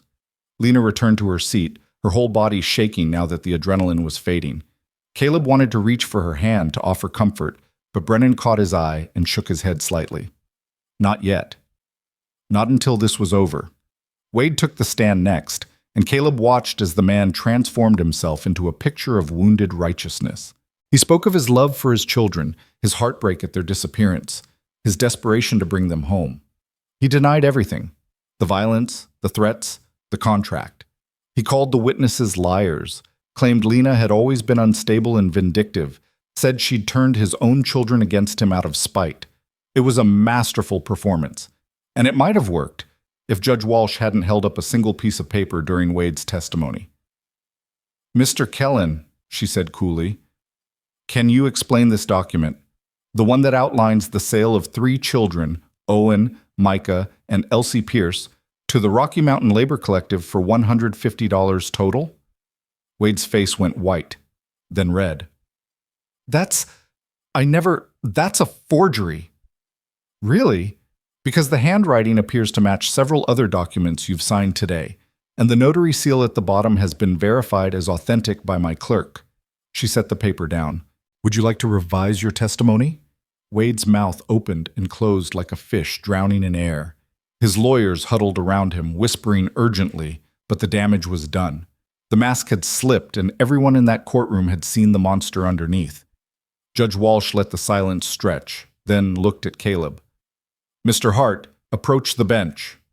Caleb stood, his heart pounding, and walked forward. Judge Walsh studied him with those sharp, assessing eyes. You have no legal standing in this case, she said bluntly. You're not related to these children, not married to their mother. By all rights, I should dismiss your presence here entirely. But Mr. Brennan has argued that you've acted as a de facto guardian and protector, and that your testimony regarding the children's well-being is relevant. So I'll ask you directly, what is your interest in this case? Caleb looked back at Lena, at the children huddled beside her, at this family that had become his without him quite knowing when or how. Then he looked at Judge Walsh and told her the truth. They're mine to protect, he said simply. Maybe not by blood or law, but by choice. And I'll keep protecting them for as long as they'll let me. Judge Walsh's expression softened almost imperceptibly. Step back, Mr. Hart. She surveyed the courtroom, her gaze moving from Wade to Lena to the children to Caleb and back again. When she spoke, her voice carried the weight of absolute authority. I've heard enough. Mr. Kellen, your custody claim is denied. Furthermore, I'm issuing a permanent injunction preventing you from coming within 500 feet of Mrs. Pierce or her children. The contract for their sale is hereby voided and declared fraudulent, and I'm referring this entire matter to the Territorial Marshal for investigation into potential criminal charges, including child trafficking, domestic assault, and fraud. She banged her gavel once. Mrs. Pierce, you have full legal custody of your children. This court is adjourned. For a heartbeat, no one moved. Then chaos erupted. Wade lunged toward Lena, his face twisted with rage, but the bailiffs were faster, grabbing him and forcing him back. He was screaming something, threats, curses. Caleb couldn't tell. But it didn't matter anymore. They'd won. Against all odds, against money and influence and corrupt judges, they'd won. Lena collapsed into a chair, her hands covering her face, her shoulders shaking with sobs that were equal parts relief and release. The children swarmed her immediately, and Brennan stood over them all, a protective barrier between them and Wade's continued ranting. Caleb found himself rooted to the spot, watching this family he'd helped save, feeling something in his chest crack open so wide he thought he might break from it. Then Elsie turned, broke free from her mother's arms, and ran to him. She crashed into his legs with enough force to make him stumble, her small arms wrapping around his knees, her face pressed against his coat. He looked down at her, then up at Lena, who was watching him with eyes that held something deeper than gratitude, something that looked dangerously like love. And for the first time in 3 years, Caleb Hart allowed himself to hope that maybe, just maybe, the story wasn't over. Maybe it was just beginning. Caleb lifted Elsie into his arms, feeling her small body trembling against his chest, and carried her back to where Lena sat, surrounded by her sons. The courtroom was slowly emptying, spectators filing out with backward glances and whispered conversations, but their little group remained frozen in the aftermath of what had just happened. Victory should have felt lighter, Caleb thought. It should have felt like relief. Instead, it felt heavy and complicated, weighted with the knowledge that legal papers didn't erase years of fear, didn't magically heal wounds that went bone deep. Samuel Brennan crouched down beside Lena's chair, his professional demeanor softening into something more human. You did it, he said quietly. You stood up there and told your truth, and you won. That takes more courage than most people possess in their entire lives. Lena looked up at him, her eyes red-rimmed but clear. What happens now? Wade was threatening. Even after the bailiffs took him, he was screaming that this wasn't over. Legally, it is, Brennan assured her. Judge Walsh's ruling is binding. The injunction means if he comes near you or the children, he'll be arrested immediately. And with the marshal investigating those trafficking charges, Wade's going to have far bigger problems than losing custody. He'll be fighting to stay out of prison.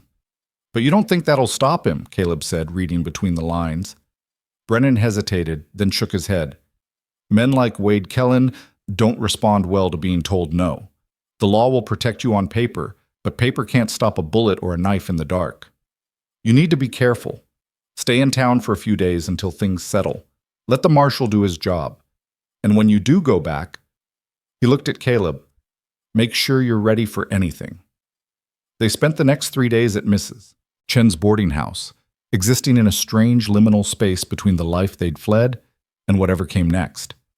The children adapted with the resilience unique to the young, finding joy in small things, the novelty of sleeping in real beds, the warmth of the kitchen where Mrs. Chen taught them to fold dumplings, the streets of Cheyenne where everything was new and fascinating. Owen discovered the public library and spent hours there, devouring books about distant places and different lives.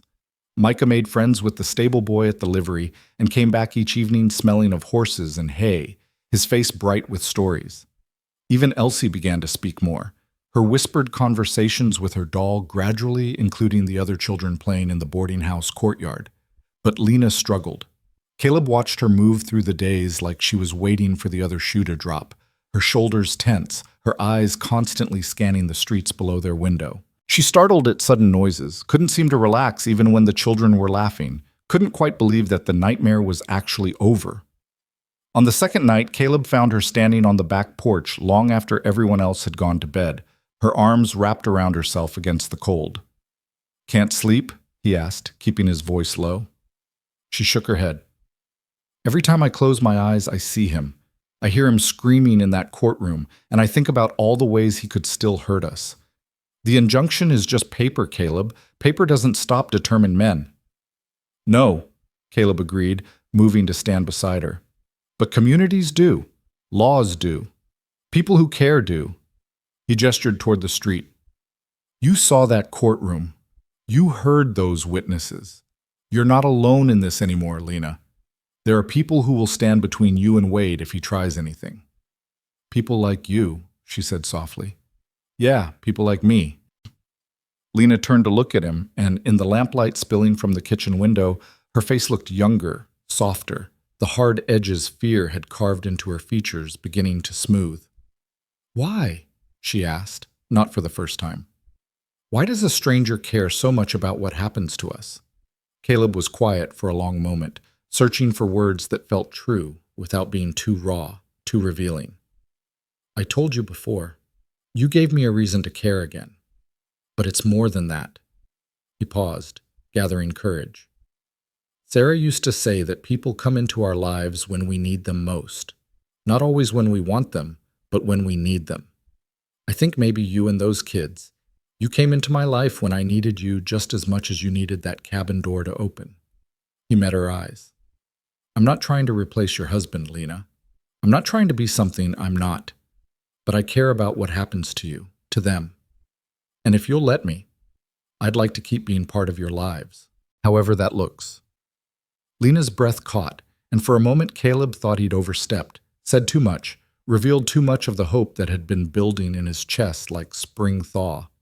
But then she reached out and took his hand, lacing her fingers through his with a sureness that made his heart stutter. "I'd like that," she whispered. "More than I know how to say."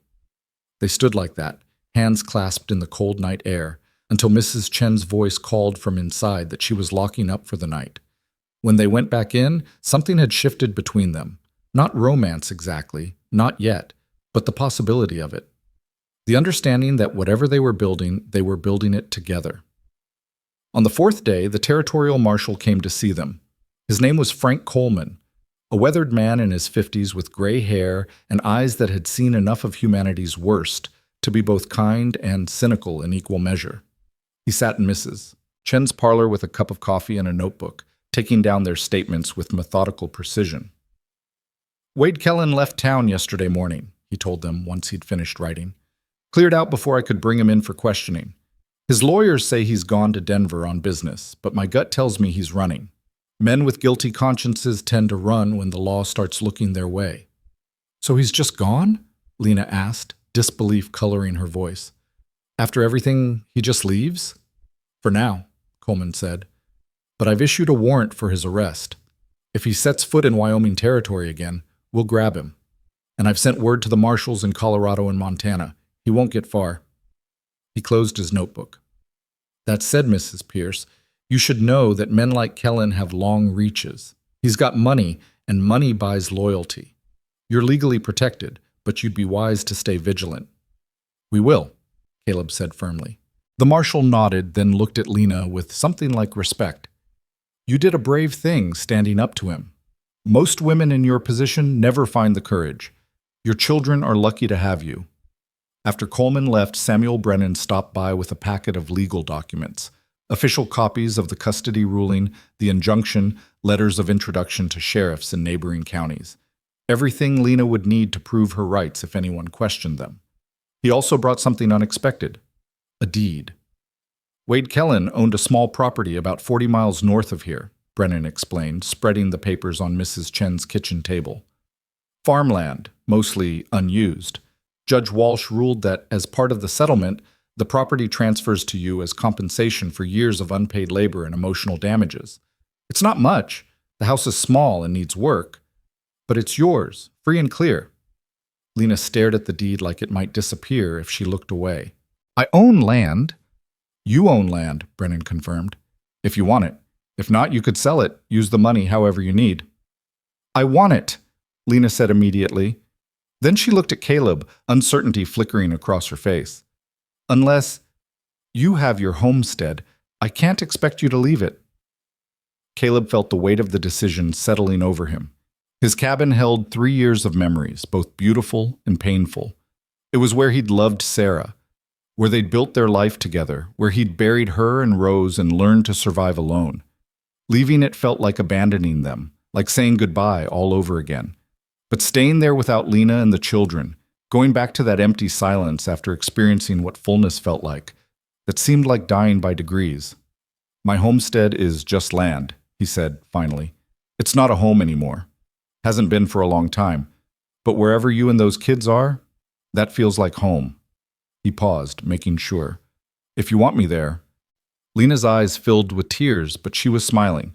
I want you there. They left Cheyenne 2 days later with a wagon full of supplies purchased with money from the settlement fund. Tools, seeds for spring planting, fabric for curtains, books for Owen, carving wood for Micah, a new doll for Elsie that she politely accepted but didn't love quite as much as her old one. The ride north took them through country Caleb had never seen, rolling hills that would be green come summer, stands of pine that whispered in the wind, a landscape that felt full of possibility rather than emptiness. The property itself was rough but promising. 20 acres of workable land, a small creek running along the eastern border, a cabin that was sturdier than Caleb's old place but clearly hadn't been lived in for years. The roof needed patching, the windows needed replacing, and there was a family of raccoons living in the chimney that took an entire afternoon to evict. But the bones were good, and as Caleb walked through the rooms with Lena, planning where furniture would go and how they'd expand the sleeping loft for the children, he felt something he'd forgotten existed. Anticipation. The sense that the future might actually hold something worth looking forward to. That first night in the new cabin, they made beds on the floor in front of the fireplace, all 5 of them sleeping in the same room like they had during those early days after the storm. Caleb lay awake long after the others had fallen asleep, listening to the children's quiet breathing, feeling Lena's presence a few feet away, and thought about all the ways his life had changed in the space of 2 months. How a knock on his door in the middle of a blizzard had led him here, to this moment, to this family that felt more real than anything he'd known in years. The work of making the cabin livable consumed the next several weeks. Caleb fixed the roof while Owen handed him tools and asked endless questions about carpentry. He replaced the windows with glass he'd bought in Cheyenne, showing Micah how to measure and cut and fit the panes. He rebuilt the chicken coop and reinforced the barn, preparing for the livestock they'd buy once the weather turned. Lena worked alongside him, her hands growing calloused from labor, but her face losing that haunted look, color returning to her cheeks as exhaustion gave way to the simple satisfaction of building something that was theirs. The children thrived. Owen discovered he had a talent for fixing things, his clever hands able to coax life from broken tools and damaged equipment.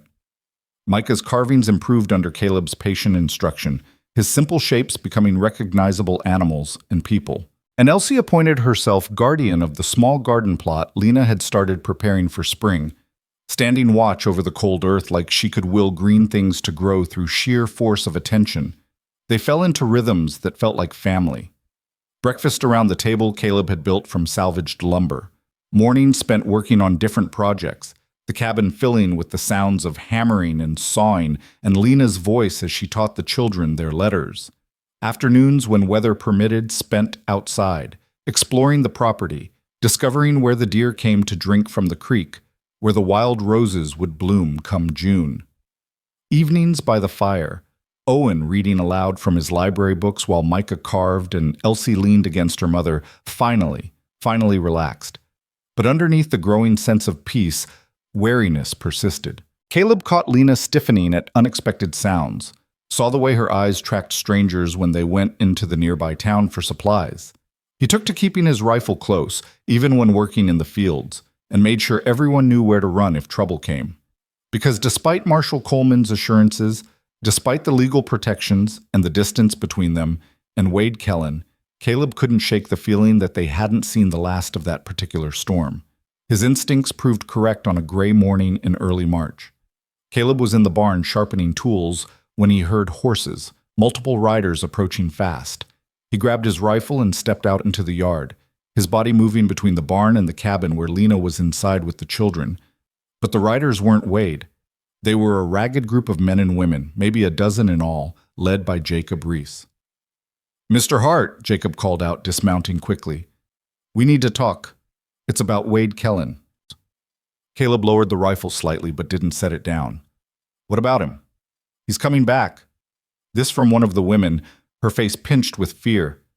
"My brother works for the freight company in Denver. He heard Wade hiring men, guns mostly, heard him saying he was coming back to Wyoming to settle accounts, to take back what was stolen from him." Caleb's blood ran cold.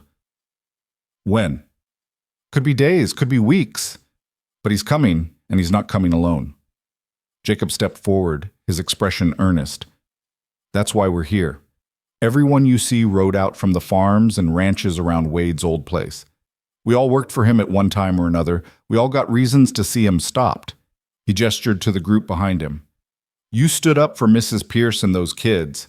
Now we're here to stand with you. Whatever's coming, you won't face it alone." Lena emerged from the cabin, the children clustered behind her, her face pale but her spine straight. She took in the assembled group, the weapons they carried, the determination in their faces, and something in her expression cracked. "You do this for us?"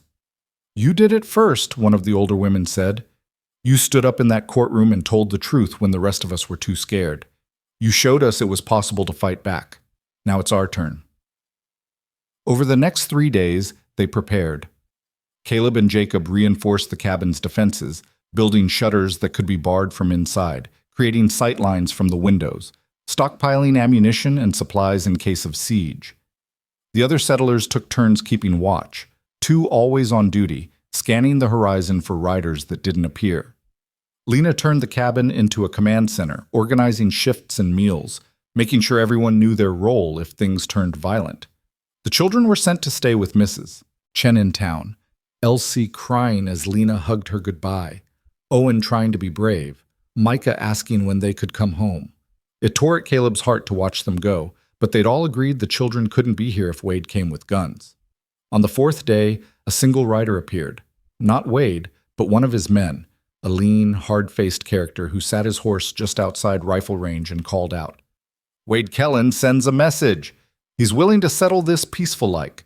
He wants his children back, and he wants compensation for his property and his damaged reputation. You give him that, and everyone walks away. You refuse, and he's coming with enough men to burn this place to ashes and everyone in it." "You can tell Wade Kellen he can go straight to hell," Lena shouted from the cabin door, her voice carrying across the yard. "Those children aren't his anymore. The law says so. And no amount of threats or guns or hired killers is going to change that." The rider smirked. "Figured you'd say that. Wade said to tell you he'll be here tomorrow at noon. Best make your peace with whatever God you pray to, because you're all gonna need it." He wheeled his horse and rode off, and the silence that fell over the homestead was thick enough to choke on. Caleb walked to where Lena stood, her whole body shaking now that the bravado had run out. He put his arm around her shoulders and felt her sag against him. I'm so tired of being afraid, she whispered. So tired of running. So tired of wondering when it's going to end. It ends tomorrow, Caleb said, his voice hard. One way or another, this ends tomorrow. That night, everyone who'd volunteered to stand with them gathered in the cabin for what might be their last meal together. Mrs. Chen had sent food, dumplings and rice and sweet cakes, and they ate sitting on the floor and on makeshift benches, passing around whiskey that someone had contributed, telling stories to keep the fear at bay. Jacob talked about his plans to start his own ranch once this was over. One of the women spoke about her daughter back east, who was about to have a baby. The older settler described the first time he'd seen the Rocky Mountains, how they'd taken his breath away. Caleb sat with his back against the wall, Lena tucked against his side, and listened to these ordinary people talking about their ordinary hopes, and he felt something fierce and protective rise in his chest. These were good people. People who'd been pushed around and beaten down and told they didn't matter, but who'd decided to stand anyway. They deserved better than to die defending a small cabin against a rich man's revenge. When the talking finally wound down and people started settling in to sleep, some in the cabin, some in the barn, guards rotating through the night, Lena pulled Caleb outside. The stars were brilliant overhead, the air cold enough to sting their lungs, the land stretching away in every direction, silent and waiting. If something happens tomorrow, Lena started. Don't, Caleb interrupted. I have to. She turned to face him, her hands gripping his coat. If something happens to me, you have to promise you'll take care of them, the children. You'll make sure they know they were loved, that I fought for them until the very end. Nothing's going to happen to you, Caleb said fiercely. I won't let it. You can't promise that. Her eyes were bright with unshed tears. But I need to hear you promise the other thing, that they'll be okay, that someone will love them the way they deserve. Caleb pulled her close, resting his chin on top of her head, feeling her heart beating against his chest. I promise. But Lena, they already have someone who loves them that way. You. And you're going to be there to raise them and watch them grow and see them become the people they're meant to be. I believe that. You have to believe it too. Lena nodded against his chest, and they stood like that for a long time, two people holding on to each other in the darkness, drawing strength from the simple fact of not being alone. When they finally went back inside, Caleb lay down near the door with his rifle beside him, and he didn't sleep. Just listened to the night sounds and thought about all the things he'd fight for when morning came. Dawn broke cold and clear, the sky bleeding pink and gold over the eastern hills. Caleb stood on the cabin porch drinking bitter coffee, watching the land slowly reveal itself in the growing light. Behind him, people were waking, checking weapons, taking positions at the windows and in the barn. Jacob stood beside him, his young face drawn but determined. You ever been in a real fight? Caleb asked quietly. No, sir. You? Once. Long time ago.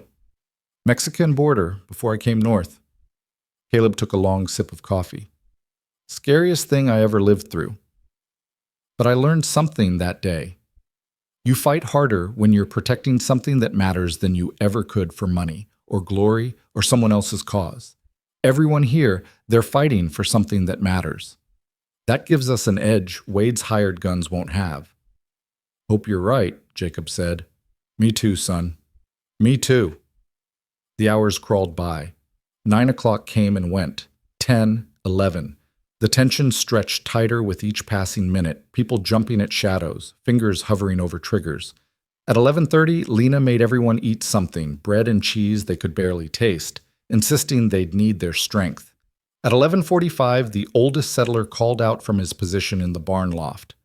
Riders coming from the south! Caleb grabbed his rifle and moved to the window, his heart hammering so hard he could hear it in his ears. Through the gap in the shutters, he could see them, a line of maybe 20 men on horseback, walking their mounts slowly toward the cabin, like they had all the time in the world. Wade Kellen rode at the center, flanked by two men who looked like they'd kill for the price of a meal. The rest spread out in a wide arc, surrounding the cabin and barn, cutting off any escape. They stopped 50 yards out, Wade raising his hand in a mockery of peace. His voice carried clear across the cold air. Lena, I know you're in there. This is your last chance. Send out my children, and maybe, I let the rest of these fools ride away. But you stay. You're my wife. That means something, even if you forgot." Lena stepped up to the window beside Caleb, her face pale, but her voice steady when she called back. "I'm not your wife. The law says so. And those children are never coming within 100 miles of you again. You want them? You'll have to go through all of us. And I don't think you've got the stomach for that kind of fight." Wade's expression darkened. "I was hoping you'd say that." He turned to his men. "Burn them out!" Everything happened at once. Wade's men spurred their horses forward, pulling torches from their saddles, aiming for the cabin and barn. But they'd underestimated the people inside. Shots rang out from multiple windows, disciplined and aimed, dropping 2 riders immediately and causing the rest to scatter for cover. One torch made it to the barn, landing on the roof, but Jacob was already climbing up there with a bucket of water, dousing the flames before they could catch. Another torch hit the cabin wall, and one of the women kicked it away before the wood could ignite, stamping it out with her boot. The fight devolved into chaos. Wade's men taking cover behind rocks and the wagon they'd abandoned in the yard, firing back at the cabin, trying to advance but getting driven back each time by withering fire from the defenders. Caleb moved from window to window, making every shot count, his hands steady despite the fear coursing through him. Beside him, Lena reloaded weapons with practiced efficiency, calling out positions, making sure no one ran out of ammunition. One of Wade's men made it to the cabin door, trying to force it open. Jacob shot him through the window at point-blank range, his face going white at what he'd done but his hands staying steady. Another tried to circle around to the back, but the older settler was there, rifle trained, and the man thought better of it and retreated. The fight lasted maybe 20 minutes, though it felt like hours. And then, as suddenly as it started, it stopped. A voice, not Wade's, rang out across the yard. "Federal Marshal, everyone stand down. Put down your weapons now, or you'll all be charged with attempted murder." Caleb risked a look through the shutter and felt relief crash over him like a wave.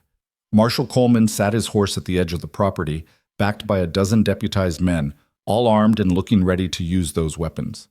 Wade's hired guns dropped their rifles immediately, hands going up, faces calculating the odds of running versus surrendering. Wade himself sat frozen, his expression shifting from rage to disbelief to something like fear. "Wade Kellen," Coleman called out, "you're under arrest for violating a court order, attempted assault, and attempted murder. Get off that horse, nice and slow." For a moment, Caleb thought Wade might try to run. The man's eyes darted toward the open plains, measuring distances, considering options. But Coleman's men had him surrounded, and there was nowhere to go. Slowly, reluctantly, Wade dismounted, his face twisted with impotent fury. "This isn't over," he spat toward the cabin. "You hear me, Lena? This isn't over." "Yeah, it is," Coleman said flatly. He nodded to his deputies, who moved in and clapped irons on Wade's wrists. "You're going to prison, Kellen, for a long time. And when you get out, if you get out, you come anywhere near Mrs. Pierce or those children again, I'll make sure you don't walk away." He looked toward the cabin. "You folks all right in there?" Caleb lowered his rifle and opened the door, stepping out into the sudden quiet. "We're fine, Marshal. How did you know to come?" "Got word from Samuel Brennan yesterday that Wade was making noise in Denver. Figured he'd try something stupid, so I brought enough men to make sure stupid got expensive." Coleman dismounted, surveying the scene, the wounded men being tended by their fellows, the abandoned weapons, the scorch marks on the barn roof. "Looks like you handled yourselves pretty well, though." "We had help," Caleb said, gesturing to Jacob and the others, emerging from the cabin and barn, faces smudged with smoke, hands still shaking from adrenaline, but alive, whole, victorious. Marshal Coleman supervised as his deputies rounded up Wade's men, separating the hired guns who'd just been following orders from the ones who'd signed on knowing what they were doing. Wade himself was loaded into a wagon cage, still shouting threats and curses that no one paid attention to anymore. As the marshal prepared to leave, he walked over to where Lena stood on the cabin porch, Caleb beside her. "He'll go to trial in Cheyenne," Coleman told her. "With everything that happened here today, plus the trafficking charges, he's looking at 10 to 20 years. Maybe more. You won't have to worry about him anymore, Mrs. Pierce. You have my word on that." Lena's knees buckled, and Caleb caught her, holding her up as 3 months of fear and tension finally broke through her control. She sobbed against his chest, while the marshal tipped his hat and rode away, taking Wade Kellen and his hired violence with him, leaving behind nothing but silence and the beginning of something that might finally actually be peace. The silence that followed Wade Kellen's departure felt different from any quiet Caleb had known. It wasn't the heavy, suffocating silence of grief that had filled his old cabin after Sarah died. It wasn't the tense, waiting silence that had preceded the fight. This was lighter somehow, fuller, the kind of silence that comes after a storm has finally passed and the world can breathe again. Lena stood on the porch long after the dust from the marshal's wagon had settled, her hand gripping Caleb's so tightly her knuckles had gone white. When she finally spoke, her voice was barely above a whisper. "Is it really over?" Caleb looked down at her, at this woman who'd walked through hell and somehow come out stronger for it, and nodded. "It's really over." She turned to face him then, tears streaming down her face, but she was smiling, a real smile, bright and unguarded and full of hope. "I need to get my children. I need to see them. I need to hold them and tell them they're safe and that they never have to be afraid again." "Then let's go get them," Caleb said. They rode into town that afternoon with Jacob and several others who wanted to see Mrs. Chen and spread the word that Wade Kellen was finished. The boarding house erupted when they arrived, Mrs. Chen pulling Lena into a fierce embrace while shouting rapid Chinese that needed no translation.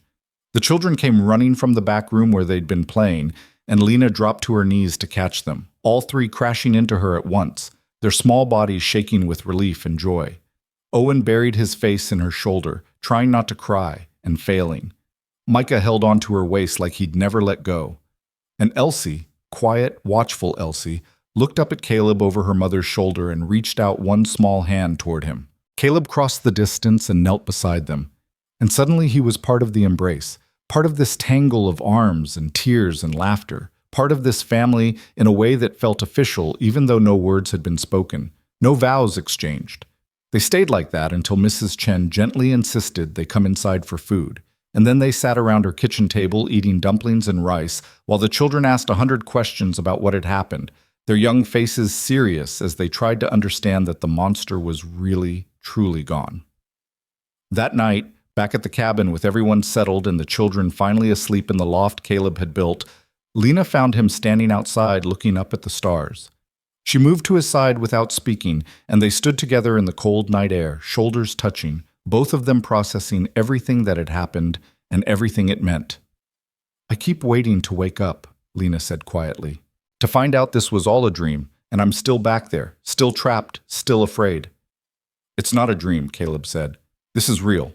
You're free. They're safe. And Wade's going to prison for what he did." Lena nodded, but her expression remained troubled. "I don't know how to do this. How to just be normal. How to live without looking over my shoulder every minute. 5 years of marriage taught me to be small, to be quiet, to anticipate his moods and his anger. I don't know who I am without that fear." Caleb turned to face her, his hands finding her shoulders. "Then you figure it out. Day by day, choice by choice. You decide what kind of person you want to be, what kind of life you want to build. And when the fear comes back, because it will, Lena, that's how trauma works, you remind yourself that you're the woman who walked through a blizzard to save her children. You're the woman who stood up in a courtroom and told the truth, even when it was terrifying. You're the woman who faced down a man with guns and didn't flinch. That woman? She can handle anything." Lena's eyes filled with tears again, but she was smiling. "I couldn't have done any of it without you." "Maybe not," Caleb agreed. "But I couldn't have done any of it without you either. You gave me something to fight for, something to live for. I was just existing before you came, Lena. Now I'm alive again." He paused, gathering his courage for what came next. "I don't want to go back to existing. I don't want to be alone anymore. And I know it's too soon. I know you need time to heal and figure out who you are outside of what he made you, but I need you to know, I'm not going anywhere. However long it takes, whatever you need, I'll be here." Lena reached up and touched his face, her fingers gentle against his weathered skin. "What if I told you I don't need time? What if I told you that somewhere between that first night when you opened your door and today, I stopped seeing you as a stranger or a rescuer or even just a friend? What if I told you I love you, Caleb Hart, and I want to build this life with you, not just alongside you? Caleb's breath caught. He'd hoped, but hoping and knowing were different things, and hearing the words spoken aloud felt like stepping into sunlight after years in shadow. Then I'd tell you I love you too. Have for weeks now, probably. I'd tell you that when I think about the future, you're in every part of it. You and those kids, this cabin, this land, this life we're building together. That's home to me now. You're home. Lena rose up on her toes and kissed him, soft and tentative at first, then deeper as Caleb pulled her close, his arms wrapping around her like he could shield her from every hard thing the world might throw at them. When they finally broke apart, both breathing hard, Lena rested her forehead against his. "We should probably do this properly," she said, a hint of laughter in her voice. "Court for a while, maybe. Let the children get used to the idea. Wait a respectable amount of time before—" "Before what?" Caleb asked, his own mouth curving into a smile. "Before I ask you to marry me." Caleb pulled back enough to see her face, to make sure she was serious. "You asking?" "I'm asking," Lena confirmed, "because I've spent 5 years in a marriage where I had no choice, no voice, no power. But this is my choice. You're my choice, Caleb, and I want to choose you every day for the rest of my life if you'll have me." Caleb thought about Sarah, about the guilt he'd carried for 3 years, convinced that moving forward would mean forgetting her, betraying her memory. But standing here with Lena in his arms, he understood something he hadn't before. Sarah would have wanted this for him. She would have wanted him to find love again, to build a family again, to live instead of just surviving. Letting himself love Lena didn't mean Sarah mattered less. It meant her love had been strong enough to teach him how to love again. "Yes," he said, the word coming out rough with emotion. "Yes, I'll marry you. Today, tomorrow, whenever you want. Yes." They stood there in the starlight, holding each other and laughing and crying and making promises about a future that suddenly felt bright and possible and real. Inside the cabin, the children slept safe and warm, and somewhere in a jail cell in Cheyenne, Wade Kellen faced the consequences of his choices while Lena and Caleb chose each other, chose hope, chose to believe that broken people could heal and broken families could become whole. The wedding happened 2 months later on a warm May morning when the wild roses were blooming along the creek and the hills had turned green with spring growth. Samuel Brennan traveled from Cheyenne to perform the ceremony, and what felt like half the territory showed up to witness it. Doc Harrison brought his medical bag and a bottle of his best whiskey. Mrs. Chen arrived with enough food to feed an army, her wagon loaded with dumplings and cakes and dishes that filled the air with the smell of ginger and sesame. Jacob Reese stood as Caleb's best man, his young face proud and serious in his Sunday clothes. And all the settlers who'd stood with them during the fight came with their families, turning what might have been a small, simple ceremony into a celebration that spilled across the property. Lena wore a dress she'd sewn herself from fabric Mrs. Chen had given her, simple blue cotton that matched her eyes, with white lace at the collar that Elsie had helped stitch on. She'd plaited her hair with wild roses, and when she walked out of the cabin on Owen's arm, the boy insisted on giving his mother away, his small face fierce with pride. Caleb felt his throat close up with emotion. She was beautiful, but more than that, she was free. The fear that had shadowed her eyes for months was gone, replaced by a joy so bright it seemed to light her from within. The ceremony was brief. Brennan kept it simple, speaking about love and choice and the families we build rather than the ones we're born into. When it came time for the vows, Lena's voice rang out clear and strong across the assembled crowd. "I vow to choose you every day," she said, her hands clasped in Caleb's, "to stand beside you in the hard times and celebrate with you in the good. I vow to be honest, to be brave, to be the partner you deserve. And I vow to love you, not because I need you, but because I want you, because you make me better, because together we're stronger than either of us could be alone." Caleb's own vows came out rougher, his voice breaking on some of the words, but no less sincere. "I vow to protect you and the children with everything I have, to listen when you speak and respect your choices, to never let fear or anger or pride come between us. I vow to build a life with you that's based on trust and respect and love, that doesn't control or demand, but lifts up and supports. He paused, swallowing hard. And I vow to honor the courage it took for you to open your heart again after everything you survived. I don't take that lightly, Lena. I never will. When Brennan pronounced them married, the crowd erupted in cheers. Caleb kissed his wife, and felt something inside him that had been broken for 3 years finally click back into place. The celebration that followed lasted until well after dark, with music and dancing and more food than anyone could eat. The children ran wild with the other kids, their laughter echoing across the property, and at one point Caleb looked up to see Owen teaching a younger boy how to skip stones in the creek, Micah showing off his latest carving to a group of admiring adults, and Elsie, still clutching her worn doll, dancing in a circle with 3 other little girls, her face lit with pure happiness. "They're going to be all right," Lena said, appearing at Caleb's elbow with 2 cups of Mrs. Chen's plum wine. "All of them. They're going to grow up knowing they're loved and safe and free to be whoever they want to be." "Because of you," Caleb said, accepting the cup. "Because you were brave enough to run, brave enough to fight, brave enough to believe they deserved better." "Because of us," Lena corrected. "Because you opened that door. Because you chose to care about strangers in a storm. Because you taught me that not all men use their strength to hurt, that some use it to protect." She clinked her cup against his. "To us, to this family, to whatever comes next." "To whatever comes next," Caleb echoed, and they drank while the stars came out overhead and the music played on and the life they'd fought so hard for unfolded around them. The months that followed were full of the kind of ordinary work that builds a life. They planted the fields with wheat and corn, tended the garden that produced more vegetables than they could eat, bought chickens and 2 milk cows from a neighbor. Caleb built an addition onto the cabin, creating separate rooms for the boys and for Elsie, giving them space to grow. Owen discovered a passion for reading and convinced Doc Harrison to loan him medical texts, studying anatomy and treatment with an intensity that suggested he'd found his calling. Micah's carvings grew more sophisticated, and he started selling them at the general store in town, saving his earnings in a tin can under his bed. And Elsie, who'd been so quiet when they first arrived, began to talk more, her observations about the world around her showing a wisdom that made the adults pause and listen. Lena bloomed. That was the only word for it. Without fear weighing her down, she seemed to grow taller, lighter, more herself. She joined Mrs. Chen in teaching other women to read and write, using the skills she'd developed during her marriage to help others escape bad situations. She spoke at town meetings about establishing a women's shelter, about creating legal protections for abandoned wives, about building a community that took care of its vulnerable members.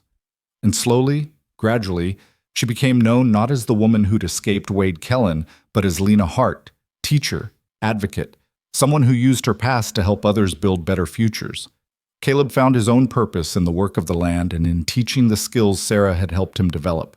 He took on apprentices, young men like Jacob, who wanted to learn carpentry and animal husbandry, who needed father figures and patient instruction. He served on the town council, using his reputation as the man who'd stood up to Wade Kellen to push for reforms and protections.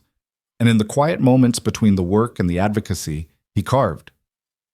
Small things mostly, toys for the children, useful objects for the house, decorative pieces that Lena would find tucked onto shelves or sitting on her bedside table, little reminders that he was thinking of her.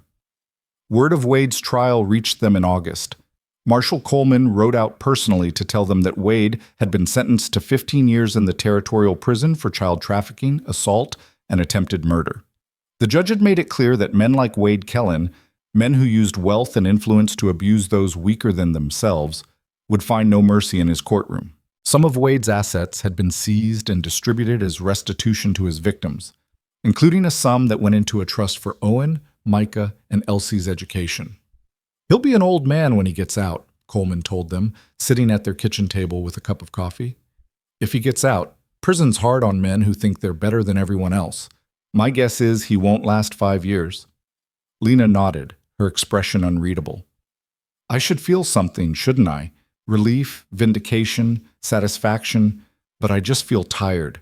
Tired of thinking about him, talking about him, letting him take up space in my life, even from behind bars. Then stop, Coleman said simply. He's gone. You won. And the best revenge isn't thinking about what he's suffering, it's living well. Building this life you've made. Showing those kids that the world has more good people than bad, that love is stronger than hate, that courage means something. He stood, preparing to leave. You've already won, Mrs. Hart. Don't let him take up one more minute of your life. After the marshal left, Lena walked out to the creek where Caleb was teaching the boys to fish. She stood on the bank watching them, Caleb's patient instructions, Owen's careful attention, Micah's enthusiastic if clumsy casting, and felt something release in her chest. Coleman was right. She had won.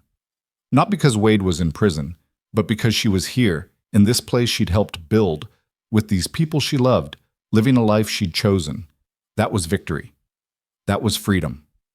Fall came with its brilliant colors and crisp air, and with it came news that Lena was pregnant. She told Caleb one evening after the children had gone to bed, her hands pressed against her still flat stomach, her eyes searching his face for a reaction. For a moment he couldn't speak, couldn't breathe, couldn't do anything but stare at her while memories of Sarah's pregnancy with Rose crashed over him, the joy, the anticipation, the devastating loss that had followed. I know you're scared, Lena said quietly. I am too. But Caleb, this is different. I'm healthy. We have Doc Harrison close by. We have a whole community ready to help. And more than that, this baby is a beginning, not an ending. A promise that good things can come from terrible circumstances, that love can create life even after everything tried to destroy it. Caleb pulled her into his arms, his face buried in her hair, his body shaking with emotion he couldn't name. I'm terrified, he admitted, but I'm also happy. So damned happy, I don't know what to do with it. Then we'll be terrified and happy together, Lena said, her own voice thick with tears, just like we've done everything else. The children took the news with varying reactions. Owen, ever practical, immediately started reading everything he could find about childbirth and infant care, determined to be prepared. Micah announced he would carve the best cradle anyone had ever seen and spent every spare moment in the workshop laboring over his creation. And Elsie, after a long moment of serious consideration, pressed her worn doll into Lena's hands. For the baby, she said solemnly, so they won't be scared. Lena's eyes filled with tears. Are you sure, sweetheart? This is your special doll. I'm bigger now, Elsie said with the certainty of a 7-year-old who'd made up her mind. I don't need her like I used to, but the baby might. Everyone needs something to hold on to when they're little. That night, Caleb sat in the workshop and looked at the half-finished cradle he'd started after Rose died and never completed.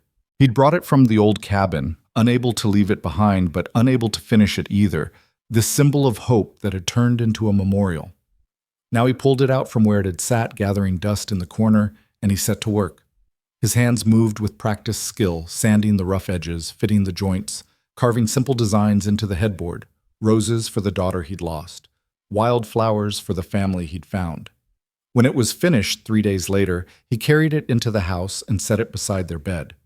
Lena traced the carved flowers with gentle fingers, understanding everything the cradle represented, past and present, grief and hope, the way love could survive even death and bloom again in unexpected places.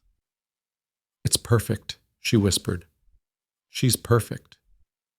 Winter came early that year, but it felt different from the winter that had brought Lena and the children to his door.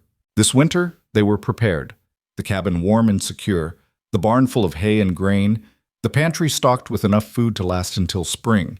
And more than that, they were together, this makeshift family that had formed out of desperation and need and grown into something stronger, deeper, more permanent than blood or law could make it.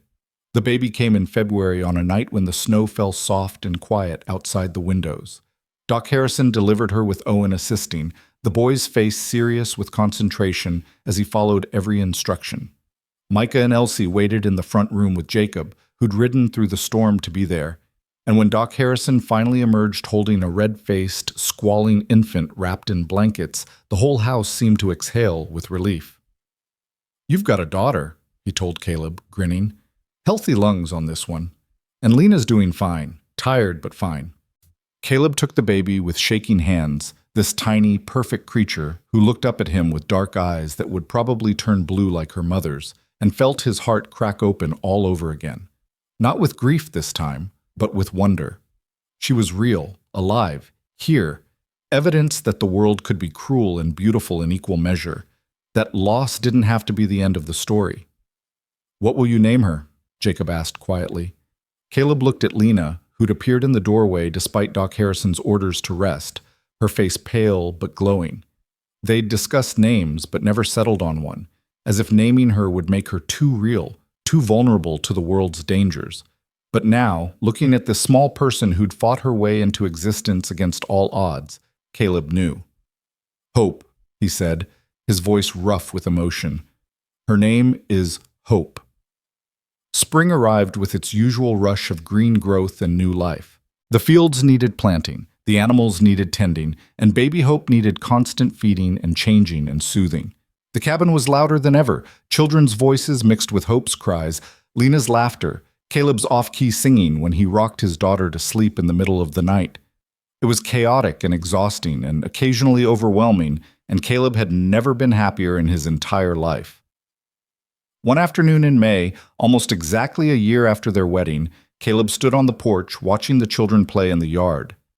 Owen was helping Micah build a treehouse in the old oak by the creek, their voices carrying across the property as they argued good-naturedly about the best way to secure the floorboards. Elsie sat nearby in a patch of wild flowers with Hope in her lap, showing her baby sister each bloom and naming them with patient seriousness. And Lena worked in the garden, her hands in the soil, her face turned toward the sun, humming a song Caleb didn't recognize but found beautiful anyway. Doc Harrison chose that moment to ride up, his wagon rattling to a stop in the yard. He climbed down with a groan, his joints protesting the journey, and accepted the cup of water Caleb offered with a grateful nod. "Just checking in," he said, "making sure everyone's healthy and thriving." "We are," Caleb said. "All of us." The doctor looked around the property, taking in the neat fields, the sturdy barn, the cabin with its cheerful curtains in the windows and smoke rising from the chimney. "You've built something good here, Caleb, something worth protecting." "We all did," Caleb corrected. "You, Brennan, Coleman, Jacob, Mrs. Chen, everyone who stood with us. This isn't just my family, Doc. It's the family we all chose to be part of." Doc Harrison smiled, that knowing smile of someone who'd seen enough of life to understand its deeper truths. "That's the best kind of family there is, the one you build yourself." He glanced toward where Lena had spotted him and was waving from the garden. "That woman there, she's remarkable. Strongest person I've met in 40 years of practicing medicine. And those children, they're going to change the world, mark my words.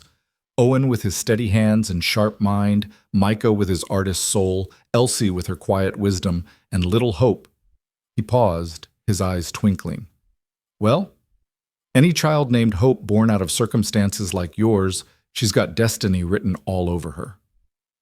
"I just want them to be happy," Caleb said. "Safe and happy and free to become whoever they're meant to be." "They will be," Doc Harrison assured him, "because they've got parents who fought for that freedom, who showed them what courage looks like, who taught them that love doesn't control or diminish, but strengthens and uplifts." He clapped Caleb on the shoulder. "You did good, son. Sarah would be proud." After the doctor left, Caleb found himself drawn to the small family cemetery he'd created on the hill behind the cabin. He hadn't visited in months, hadn't felt the pull of grief that used to drag him there weekly.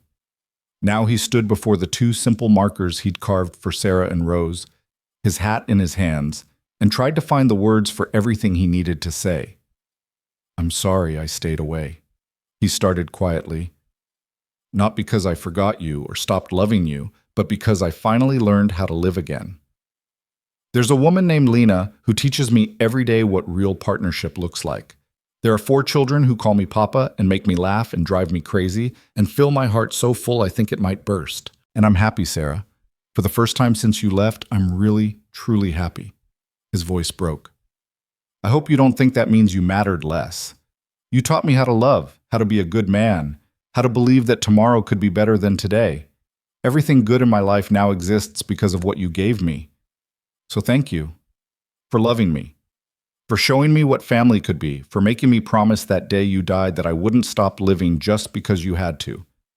He pressed his palm against her marker. I kept that promise. I'm keeping it still. And I hope wherever you are, you can see what we've built here and know that your love made it possible. He stood there a while longer, letting the spring wind dry his tears, feeling closer to Sarah than he had in years. Then he walked back down the hill to where his family waited. Lena looking up from the garden with a question in her eyes. The children abandoning their play to run toward him, baby Hope gurgling in Elsie's arms. And Caleb Hart, who'd thought his life ended 3 years ago in a cabin filled with grief, discovered that endings and beginnings were often the same thing, that the heart could hold both sorrow and joy, that sometimes you had to lose everything to understand what really mattered. That evening, after the children were in bed and Hope was sleeping peacefully in her cradle, Caleb and Lena sat together on the porch watching the sun set over the hills. The sky blazed orange and pink and purple, painting the snow-capped peaks in colors that seemed too beautiful to be real. Lena leaned against his shoulder, her hand in his, and sighed with the kind of contentment that comes from knowing you're exactly where you're supposed to be. "Do you ever think about that night?" she asked quietly. "The night we knocked on your door?" "Every day," Caleb said. "I think about how close I came to not answering, how easy it would have been to stay in the dark and pretend I didn't hear, how different everything would be if I'd made that choice." "But you didn't," Lena said. "You opened the door, you let us in, and you saved us." "No," Caleb corrected gently. "We saved each other. You gave me a reason to care again. The kids gave me a reason to be better. And together we built something neither of us could have built alone." He kissed the top of her head. "That's what family does, Lena. Real family. The kind you choose and fight for and protect with everything you have. It makes you stronger than you ever thought you could be."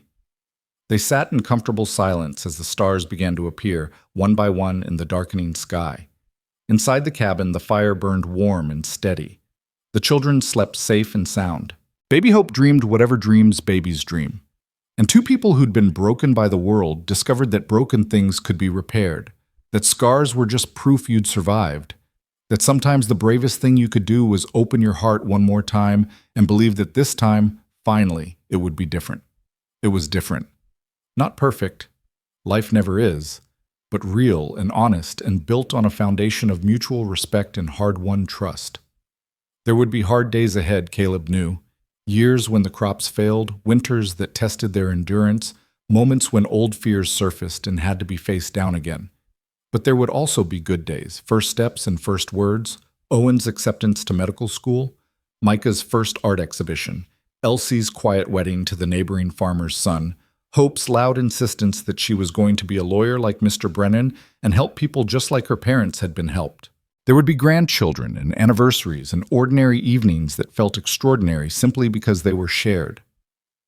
And through it all, Caleb and Lena would hold on to each other, two survivors who'd found home in the most unexpected place, who'd proved that courage and community and love that chooses rather than demands could overcome even the darkest circumstances. They'd built a legacy that had nothing to do with land or money or power, and everything to do with showing the world that broken people could heal, that families came in all forms, that sometimes the greatest strength was knowing when to ask for help and when to offer it. As the last light faded from the sky and the stars blazed bright overhead, Caleb pulled Lena closer and thought about all the years ahead, all the ordinary miracles waiting to unfold, and he was grateful. Grateful for the knock on his door that cold winter night, grateful for the courage it took to answer, grateful for every hard choice and every moment of doubt, and every small victory that had led them here, to this porch, this land, this life they'd fought so hard to claim. The wind whispered through the pines, carrying with it the promise of summer warmth and autumn harvest and winters they'd faced together. And in that whisper, Caleb heard what he'd been searching for since Sarah died. Not an ending, not a replacement, but a continuation. Love that honored the past while embracing the future. Hope that had been tested by fire and emerged stronger. Family that proved blood mattered far less than choice. Inside the cabin, a baby cried. Lena stirred, preparing to rise, but Caleb stopped her. "I'll get her," he said, kissing her once before heading inside. He lifted Hope from her cradle, her small body warm and solid against his chest, and walked her around the room, humming the lullaby Sarah used to sing to Rose. The baby's cries faded to whimpers, then to silence as she settled against him, her trust absolute and humbling. Through the window, he could see the land stretching away in the moonlight, the fields they'd planted, the barn they'd raised, the life they'd built from nothing but determination and love. And beyond that, he could see the future. Uncertain, yes, but no longer frightening. Because whatever came, they'd face it together. This family that had formed from desperation and grown into something unbreakable. This love that had survived every test and would survive whatever came next. Caleb Hart stood in the cabin that had become home, holding his daughter in his arms, and understood something profound. The story that had begun with a knock on his door that winter night would never really end. It would just keep growing, keep changing, keep adapting to whatever life threw at them. Because that's what families did. That's what love did. It persisted. It endured. It transformed tragedy into hope and fear into courage and strangers into the people you'd die to protect. And in the end, that was enough. More than enough. It was everything.